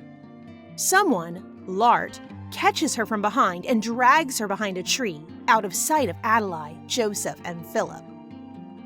They both stay to listen to the trio talking about their plan and about finding a sword the voice inside Joseph's mind mentioned, which confirms to Blondina that not only the sword is real, but also that it might be the one she sees in her dreams, and that Joseph actually hears Barahan's voice. After they leave, Blondina urges Lart to go talk to their father about the whole situation, so they can make up a plan to protect the people while she takes care of other urgent matters. As Amon searches the forest, he finds a bloody piece of clothing that smells like Aisha, which is confirmed by Shanti, who also recognizes another smell he sent at the ball. Amon furiously clenches his fist, understanding that someone is messing with his territory. At the temple, Philip informs Adelaide that he won't enter the place and instead keeps his eyes open in case Lart makes a move. She agrees and he leaves, accompanied by his guards, preparing something suspicious that seems not part of the plan. Adelaide and Joseph enter the temple. She worries about him becoming someone completely different from the shy and scared boy he used to be a few months prior. She fears that he might have become out of control. He activates his powers to get the sword, takes it, and announces that time has come to action the plan. As she realizes what has just happened, Amon, Shanti, and Hala show up in their beast form, angrier than ever. Adelaide panics, but Barahan, through Joseph's body, grins in satisfaction as he will finally be able to get rid of the Black Beast. Amon threatens Joseph without knowing that it's actually Barahan in charge. The man is not scared one bit and attacks with the sword first. Then, when Amon mentions how useless this weapon is, with Shanti and Hala under his control. Both leopards bite their leader to the blood, and even if Amon could actually defeat them both, he has no will to do it as it might also injure their baby. Adelaide, behind Joseph, exults as her plan is back on track. Amon resists the best he can, and when he is close to failing, Rothian shows up in his mind to encourage him. He mistakes her for Blondina, but it's enough to snap him out of control. Joseph is taken aback by his lack of influence on the Black Leopard, and Adelaide shakes him to make them leave to pursue the plan and end the lives of people that are getting in their way. Amon tries to prevent them, but is attacked again by Shanti and Hala. Blondina screams in the forest looking for Amon. Of course, she cannot find him, but ends up meeting someone unexpected, Philip. He explains to her that if she doesn't run away, she will die because Adelaide would have her head the moment she becomes empress. But she doesn't care. To Blondina, only the safety of her people, humans or beasts, matter. He admits that this is the perseverance and pride that made him fall in love with her in the first place, and encourages her once more to run away while she still can. Facing another refusal, one of his guards hits her, making her fall unconscious. At the palace, Lart storms into the Emperor's office and lets him know that Adelaide has found the descendant of Barahan and is currently heading there with the beasts under control. After almost fainting under the shock and hearing Lart calling him for help, he takes the situation in hand and orders to evacuate the people as he leads the Imperial army. While Lart is ordering everyone in the palace, two servants show him a little talking sparrow. The prince recognizes Magetto, who tells him that Blondina has been kidnapped by Philip. They hear a massive bang, and Amon, enraged, threatening, deadly, asks him to repeat what he just said. Magetto flies to the beast and gives more details about the kidnapping, so Lart and Amon can identify that Philip is the perpetrator, even though it doesn't make sense to them. Amon asks Magetto to lead the way to Blondina and leaves. The Emperor comes to Lart to inquire about the commotion. The young prince explains everything that just happened. Then a guard interrupts them to let them know that Adelaide has arrived at the palace. The princess searches the palace, looking for her absent sister. She figures that Lart might have hidden her away. Philip arrives, apologizing for being late due to him getting lost on his way back. Adelaide then realizes that the lord facing her is also a suspect in Blondina's sudden disappearance. He lets her know about the situation in the palace, and she asks Joseph to dispatch beasts to hunt down Blondina since she mustn't have gone this far. The Emperor shows up and straight away asks Adlai if she has really found the descendant of Barahan. She reminds him of the promise she made when she was a kid, and he congratulates her for fulfilling her family's duty. However, he explains that he was wrong and that using this power was not the solution to bring peace. So as an apology, he pulls out his sword to attack Joseph. Adlai puts herself between the two men to prevent her father from killing and threatens him with the beasts. She leaves crying, persuaded to act rightfully so she can finally go back to the peace she had when she was a kid. Or not. In a carriage far away from the palace, Blondina is awake and struggles to untie herself. When she finally succeeds, one of Philip's servants tells her that they need to change carriage, so she uses her authority to earn some time by asking questions. A guard arrives and threatens her with his sword to make her move. She knocks him off and runs away. She is chased by the guards and someone catches her. As she flounders to escape, she recognizes Amon's voice trying to calm her down. Blondina cries in his arms, relieved that he is doing fine since she thought Adlai hurt him. He understands that his princess is not injured and turns to the guard and the servant to interrogate them about Philip.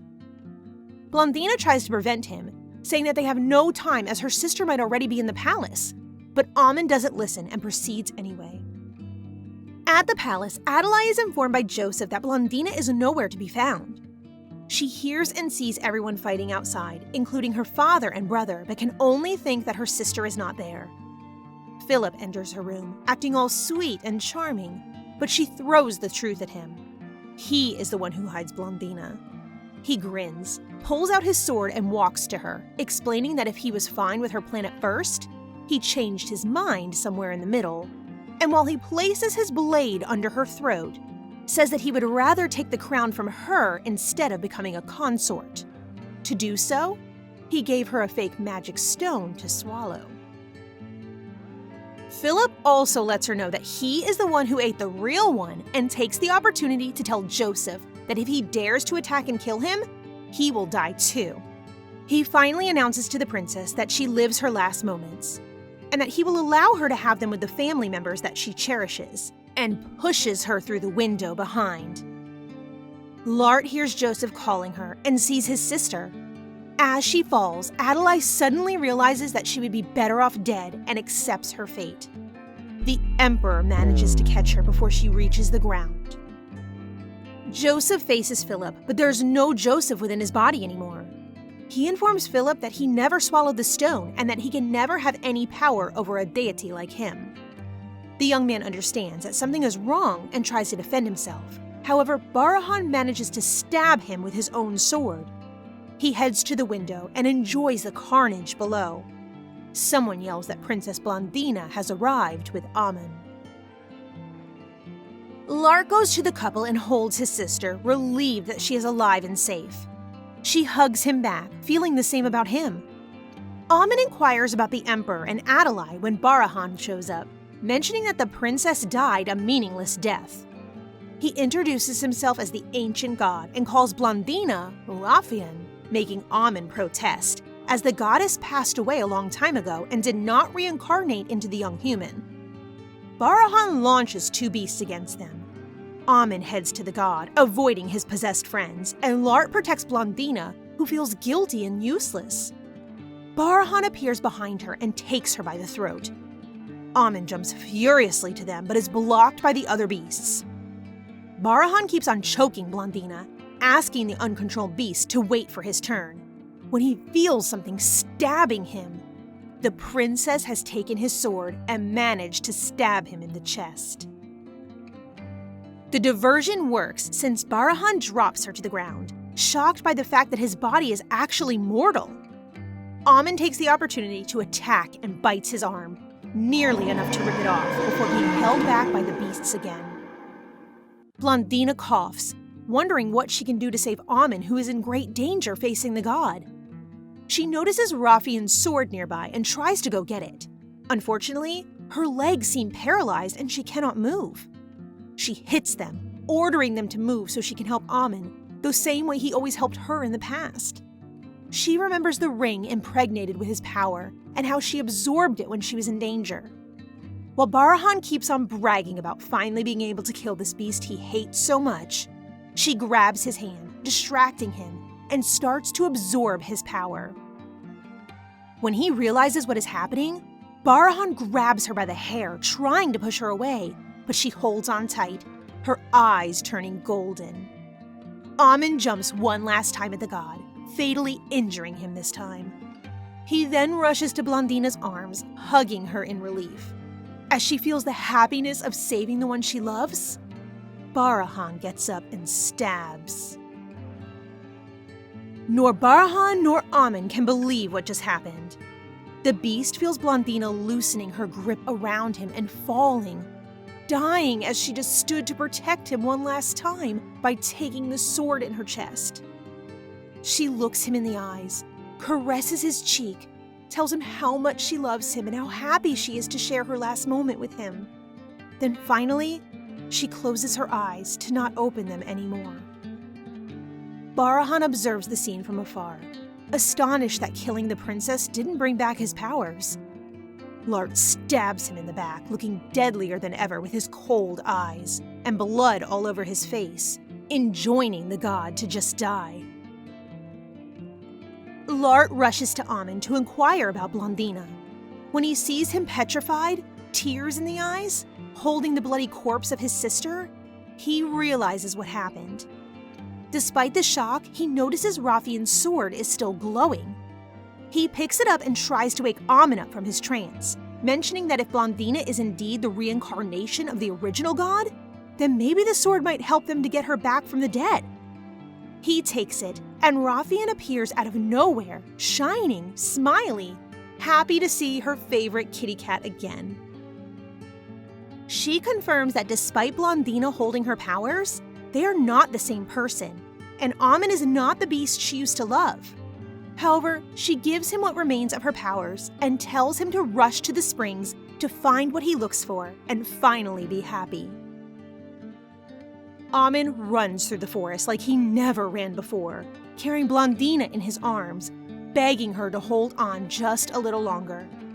When he arrives at the springs, he lays her in the water and tells her the story about this place, the tradition, and how it impacts him because of Rafian and her beast's love. He puts his forehead onto hers, promising to save her thanks to the power she gave him before saying one last time, "I love you." Rafian and her kitty cat are chatting by the springs about humans believing in destiny. The beast finds it annoying, but the goddess actually loves the idea and promises him that no matter how many times she will reincarnate, she will always find him and love him. Blondina wakes up from this dream. She sits up quickly after realizing that she is alive in the springs and not dying at the palace, and wonders what might have happened. She hears a growl behind her and sees Amon getting closer. She first apologizes to him, but quickly notices something wrong. He's weirdly aggressive. He growls one more time, then runs away. At the palace, a few times after the battle, Shanti and Lart seal a contract they both made up to ensure peace between their people. Beasts will protect humans, and humans will never search for the descendant of Barahan anymore. This deal calmed every tension, and soon enough, everything went back to normal. Adalai survived her fall thanks to her father. For all her actions, she suffered a severe leg injury and an exile sentence. The emperor comes to say goodbye as she leaves the palace for her new home. She asks why he didn't just let her die as she is responsible for everything, and he answers that he couldn't because she is his beloved daughter, and he is deeply sorry for encouraging her down the wrong path, creating a split between his children. She leaves, wishing him all the happiness in the world and begging him to forget about her as she was a massive disappointment. When she arrives at her place of exile, a blonde-haired, golden-eyed kid welcomes her. She asks for his name, Louis, and kindly smiles at him. A few months later, the empire prepares for Lart's coronation as the new emperor of Ates. Magetto takes his protector's role over a pregnant Blondina very seriously. The coronation goes well. Lart moves to his father on the red carpet, looking more imperial than ever. The now ex-emperor puts his crown on his son's head, and everyone cheers for the new leader of the Ates Empire. At the back of the crowd, Blondina smiles, happy for her brother, yet feels empty inside. Nothing has ever been the same since she lost Amon. After he ran away, she pursued him, only to find out horrified that he had forgotten everything, including her. Ever since, she left the palace and stayed at his place in the forest in case he would turn back. This is where she found out she was pregnant with his child and announced it to Lart and Lucy, who were ecstatic. She arrives at her new home after the coronation and notices Amon outside. She runs after him and tries to talk to him, but he growls and runs away again. He wonders who this girl is and why he is so obsessed with her since he met her at the springs. But most importantly, he wonders why his heart aches when he thinks about her. Since he doesn't understand those emotions going through him, he decides not to approach the girl and stay as far as possible from this moment on. And this is very decided that he, on the contrary, keeps peeking at her again and again, day after day, figuring that she might know the reason why he doesn't not succeed to stay away. One day, she is picnicking outside her house and she notices him. He decides to give it a shot, still defiant, but really curious at why she looks at him with love in her eyes.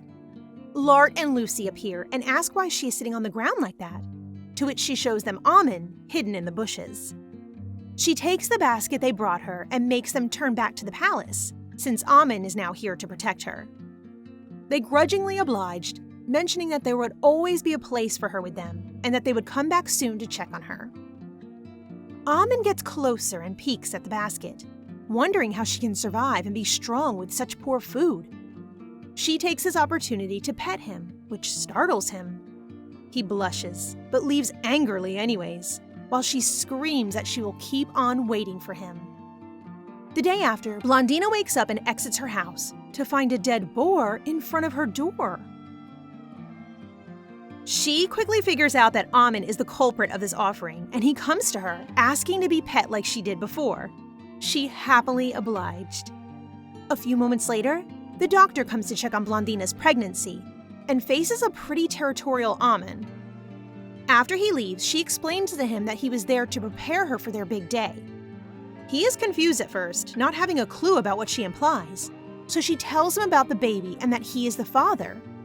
His lack of reaction upsets Magetto, who attacks and insults him. At night, Blondina heads to the springs, with Amon following her.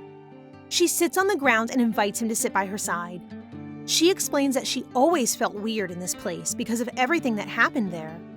She apologizes that she will be selfish by trying to use Raphian's powers to bring back his memory, and puts her forehead onto his, like he did to revive her.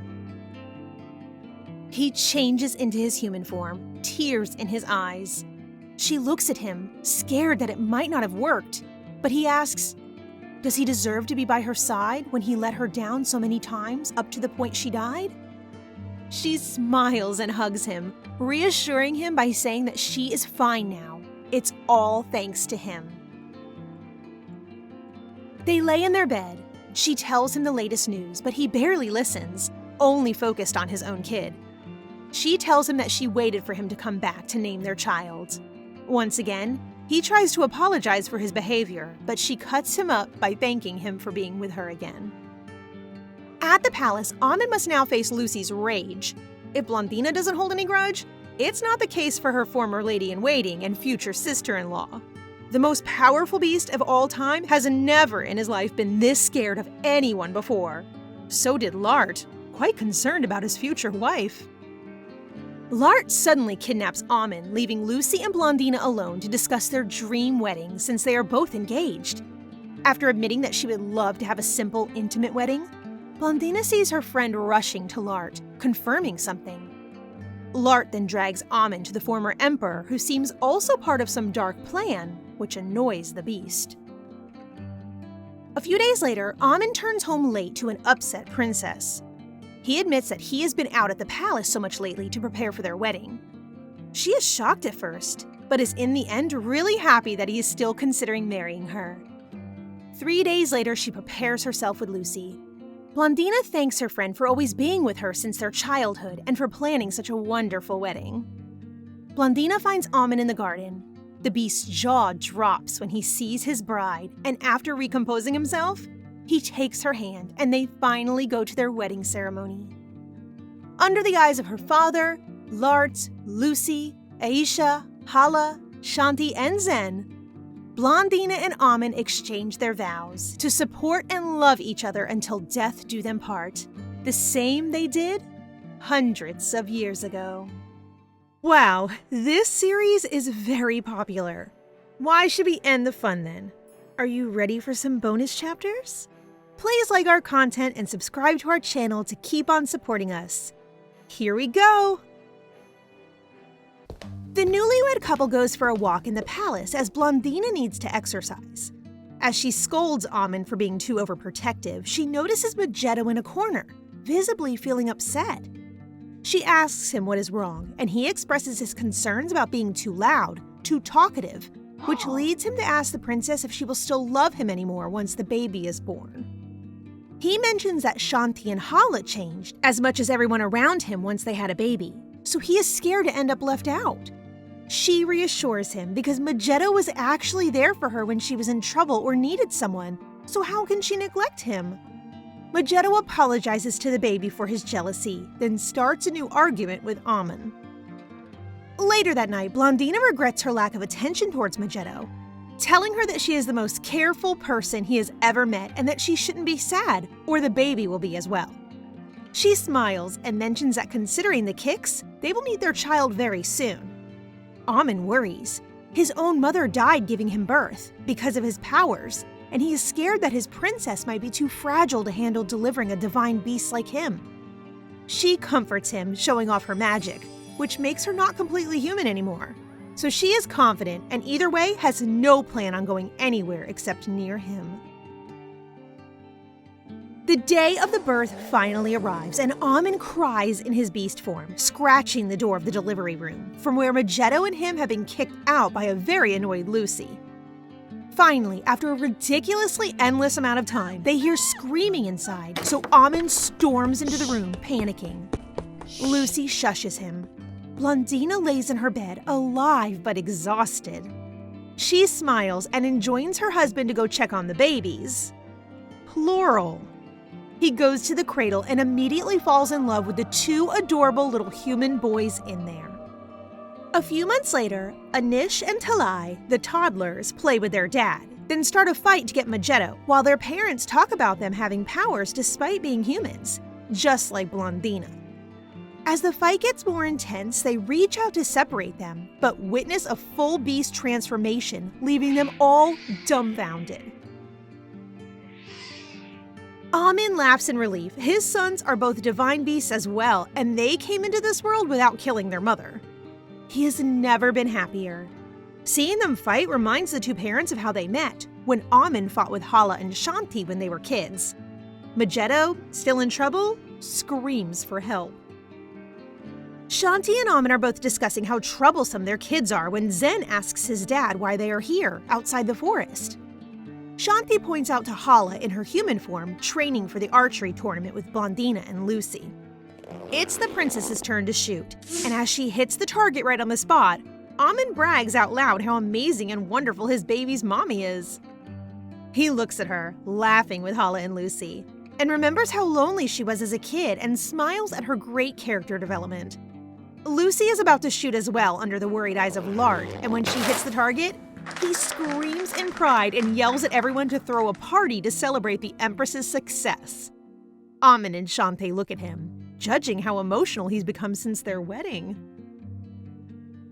Zen, Anish, and Talai spot two wolves nearby and go play with them, thinking they are friends. Later this evening, Blondina offers Amon to take some time off the kids for his birthday. They think about who might take care of them while they are away, and Amon comes up with an idea. Maharan, an apparently very strong human who Amon trusts to handle his two unmanageable kids. Despite not knowing the man, Blondina complies, confident in Amon's judgment. A few days later, both leave for their trip together. When they arrive, they have a walk in the place's garden. Blondina, amazed by the scenery, notices a flower on a cliff. Amon gives her his coat and asks her to wait for him. She is now alone in the garden, still admiring the landscape, when a stranger shows up. He introduces himself as Ronan Kingsford from the Earldom of Kingsford. He asks where her guards are since it can be dangerous for a lady to walk alone, to which she answers that guards would be useless to her. Amon sneaks behind her and asks deadly who the man is. Blondina starts to introduce everyone, but is interrupted by Ronan, who is determined to think that Amon is her guard in disguise and offers to guide them around the area and to their lodging, which triggers the beast. He gives his wife the flower she saw earlier and grabs the young lord by the collar. Blondina runs to them and orders her husband to leave him alone. One of the lord's servants arrives and gets annoyed at the couple for mistreating his master, but Ronan gets up and apologizes for the misunderstanding, still thinking Amon is a guard. The beast cannot take it anymore and explains that not only the lady is married, but also she is married to him, so he is not some random guard. The young earl apologizes right away, and she grabs the opportunity to introduce them properly. The imperial princess and the leader of the divine beasts. Ronan faints, realizing how much he screwed up. He does a 90-degree apology bow and rushes to the banner with his servant. Blondina calms Amon down, thinking that this young earl might be of use at the end, since he seems to be a decent man in the end, so she plans to introduce him to Lart. As Amon keeps on complaining, she turns him into a kitten as a punishment to make him think about his actions and his extraordinary possessive behavior. Ronan comes back with a literal mountain of presents. He enjoins the princess to accept his presents as an apology for his lack of manners. She accepts, but on the only condition that he comes to the palace to meet the emperor. They both agree on those terms, and everything is forgiven. Ronan then asks Blondina where her husband went and notices the cat at her feet. As a petty revenge, she says she has no clue whose cat it is, triggering Amon. During the evening, back at their inn, Amon is childishly pouting at Blondina. She kisses him on the cheek to make him stop, which works. He tells her that no matter how much she turns him into a kitten, he cannot help his jealousy as he really hates that other men can look at her. She smiles at him, and she says she doesn't mind his form as long as they remain together. Meanwhile, at their mansion, Maharan struggles with the two devilish kids. They keep their beast forms and are full of energy. At some point, the human succeeds in having them go to take a nap, but Magetto enters loudly in the room, which wakes the twins up, ready to play with the sparrow. Blondina and Amon are now at their mansion. She is woken up by Amon in his kitten form, which he turns into more often since quite a few times now. They overhear their children aggressively playing on a branch with Magetto, but decide not to step in since the twins requested to be left alone while they play. However, a branch breaks, and Talai falls into a pond. Amon turns instantly into a leopard and goes to catch him before he drowns. Blondina scolds her kids for their dangerous behavior, and they go find something to eat, not bothered by what happened. Amon crawls to Blondina, all sad and wet, waiting for his wife to take care of him as well. She hugs him. He tries to kiss her, but the kids turn back, screaming at their mother about the cookies they found and want to share with her. She leaves Amon's arms and happily goes to them, leaving a teary Amon behind. A few years later, the toddlers are more kids by now. They go ask their grandfather to play with them, but Blondina corrects their manners, as they should call the previous emperor Your Majesty. They ask why, and when she is unable to give a proper answer, Amon runs after them. The old man looks at them, smiling at this beautiful family he once dreamt to have. A few decades ago, when the previous emperor was still a prince, his guards brought him a potential descendant of Baharan, Lily, Blondina's mother. The woman is not impressed by the prince, not having a clue of who he might be, and scolds him like a child. If the knights are outraged by her behavior, the prince is more impressed by such boldness. He takes her to the temple, and when it's confirmed that she is not who he was looking for, he offers to take her back to her village personally as an apology for their rudeness. They all go to the village and keep on searching for the descendant of Baharan. When they finally give up, a knight shows up, screaming he found someone. The person takes them in the forest and traps the prince to kill him, apparently under the threat of one of his brothers. He manages to escape, badly injured. He loses consciousness when Lily finds him bleeding in the grass. He wakes up in a bed covered up with bandages, with the young woman beside him. She explains that she brought him back to her place and healed him as much as she could without telling anyone. The young prince offers to pay her back, which she accepts, making him fall in love. When he can finally get up, they meet outside, and he asks her what she wants as payment. She cannot think of anything at the moment, so she takes him to the market to wander around. She finds a beautiful red rose and requests this as a payback. He feels like one single rose is not enough, so he offers to buy a bouquet instead, and she asks for 1 rose per day until it makes a bouquet. He agrees to pay for a rose every time the previous one withers. 6 months later, Lily is pregnant. They both happily walk in a field of flowers when the prince notices an assassin behind a tree. He calls her name, holds her in his arms, unable to say if the assassin noticed that he was spotted. Lily, on the other hand, didn't see anything. A few days later, she begs him to go outside. To protect her, he prevented her from leaving the house. He states that it's because of the chilly temperature, but she says that she didn't notice it when she got the mail, which reminds her of a letter that had arrived for him earlier. He recognizes the seal and goes pale reading the letter. He has 6 months to find the descendant of Bahrain, or else his brother would access the throne. He hugs Lily, trusting that their child would be this long-awaited person, so he could return to the palace with his woman and kid. Little did he know, when he first met his daughter, his disappointment was immeasurable. She was obviously not the person he was looking for. That night, he gets up and meets someone outside. Lily overhears their conversation, confirming her doubts. This man is not just an average noble and has to leave to accomplish his duty. She holds her baby and cries a little, because despite knowing that for a long time, it still hurts. She composes herself back and goes back to her acting. At least she will have her daughter with her when her prince is left alone. One day, young Lucy Harive met Princess Blondina. Because she always showed her nothing but kindness, Lucy decided to serve her the best possible way. However, as determined as she may have been, she couldn't do anything against the other nobles bullying her mistress, especially her siblings, Lart and Adelaide. If the princess is sneakier, the prince, however, is more direct in his behavior, which upsets Lucy to tears. One day, she walked nearby the stalls and overheard Lart talking to a horse, wondering why nobody was on his side. Adelaide, his mother, the nobles, the servants, no one. She realized at this moment how lonely he was, and that explained why he tried to get closer to Blondina in his clumsy way. That is also maybe why she ran to him when he fell off his horse. After this event, she met him more and more coincidentally, until one day, when they were older, he asked her out to the opera.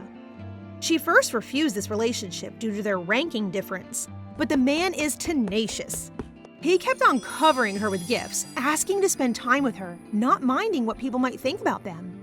So, she opened up her heart to him, and now they're getting married, him being emperor and her future empress. At a party when they were kids, Adelaide and Lart were having a good time chatting with the De Hills kids. All of a sudden, Clea asks the princess why she betrayed them.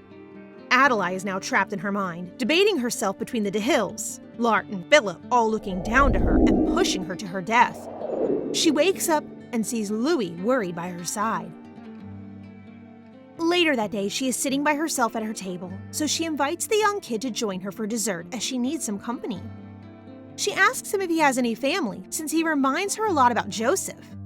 He answers that he only has a mother and a younger brother because his father died 1 year prior, forcing him to find a job to support his family. She inquires if he is upset to work afar from them, and he says that he was a bit sad and lonely at first, even jealous of his brother. But since everyone has always been so kind to him at the mansion, giving him his own room and warm meals, then he feels good at the end. He adds that his family might be jealous of that but never mentions it, so they understand each other. This triggers something in Adelaide and reminds her how not understanding she used to be towards her family. Louis listens to her and says, smiling, that it's not too late for her. Later, she asks for paper and pen to write a letter to Lart. At the Divine's Beast mansion, Blondina wakes everyone up to attend a party.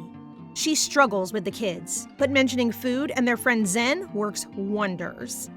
She also picks up Amon, who inexplicably refuses to turn into any other form than the kitten one.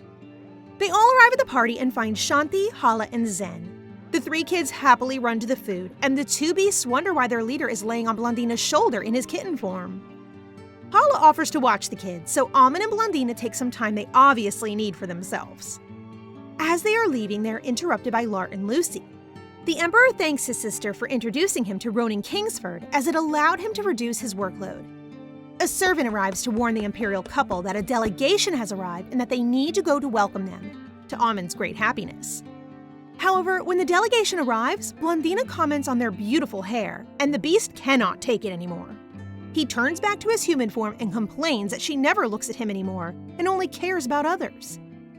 She understands now his recent behavior and hugs him, assuring him that she always only had eyes for him and no one else. As Anish and Talai run to them to hug as well, Blondina and Amon pick them up and promise to be happy together forever. This is it. The story is now officially and definitely over. Did you like those spin-offs? What manhwa would you like us to cover next? Let us know in the comment section. Like the video and subscribe to our channel for more content. Bye!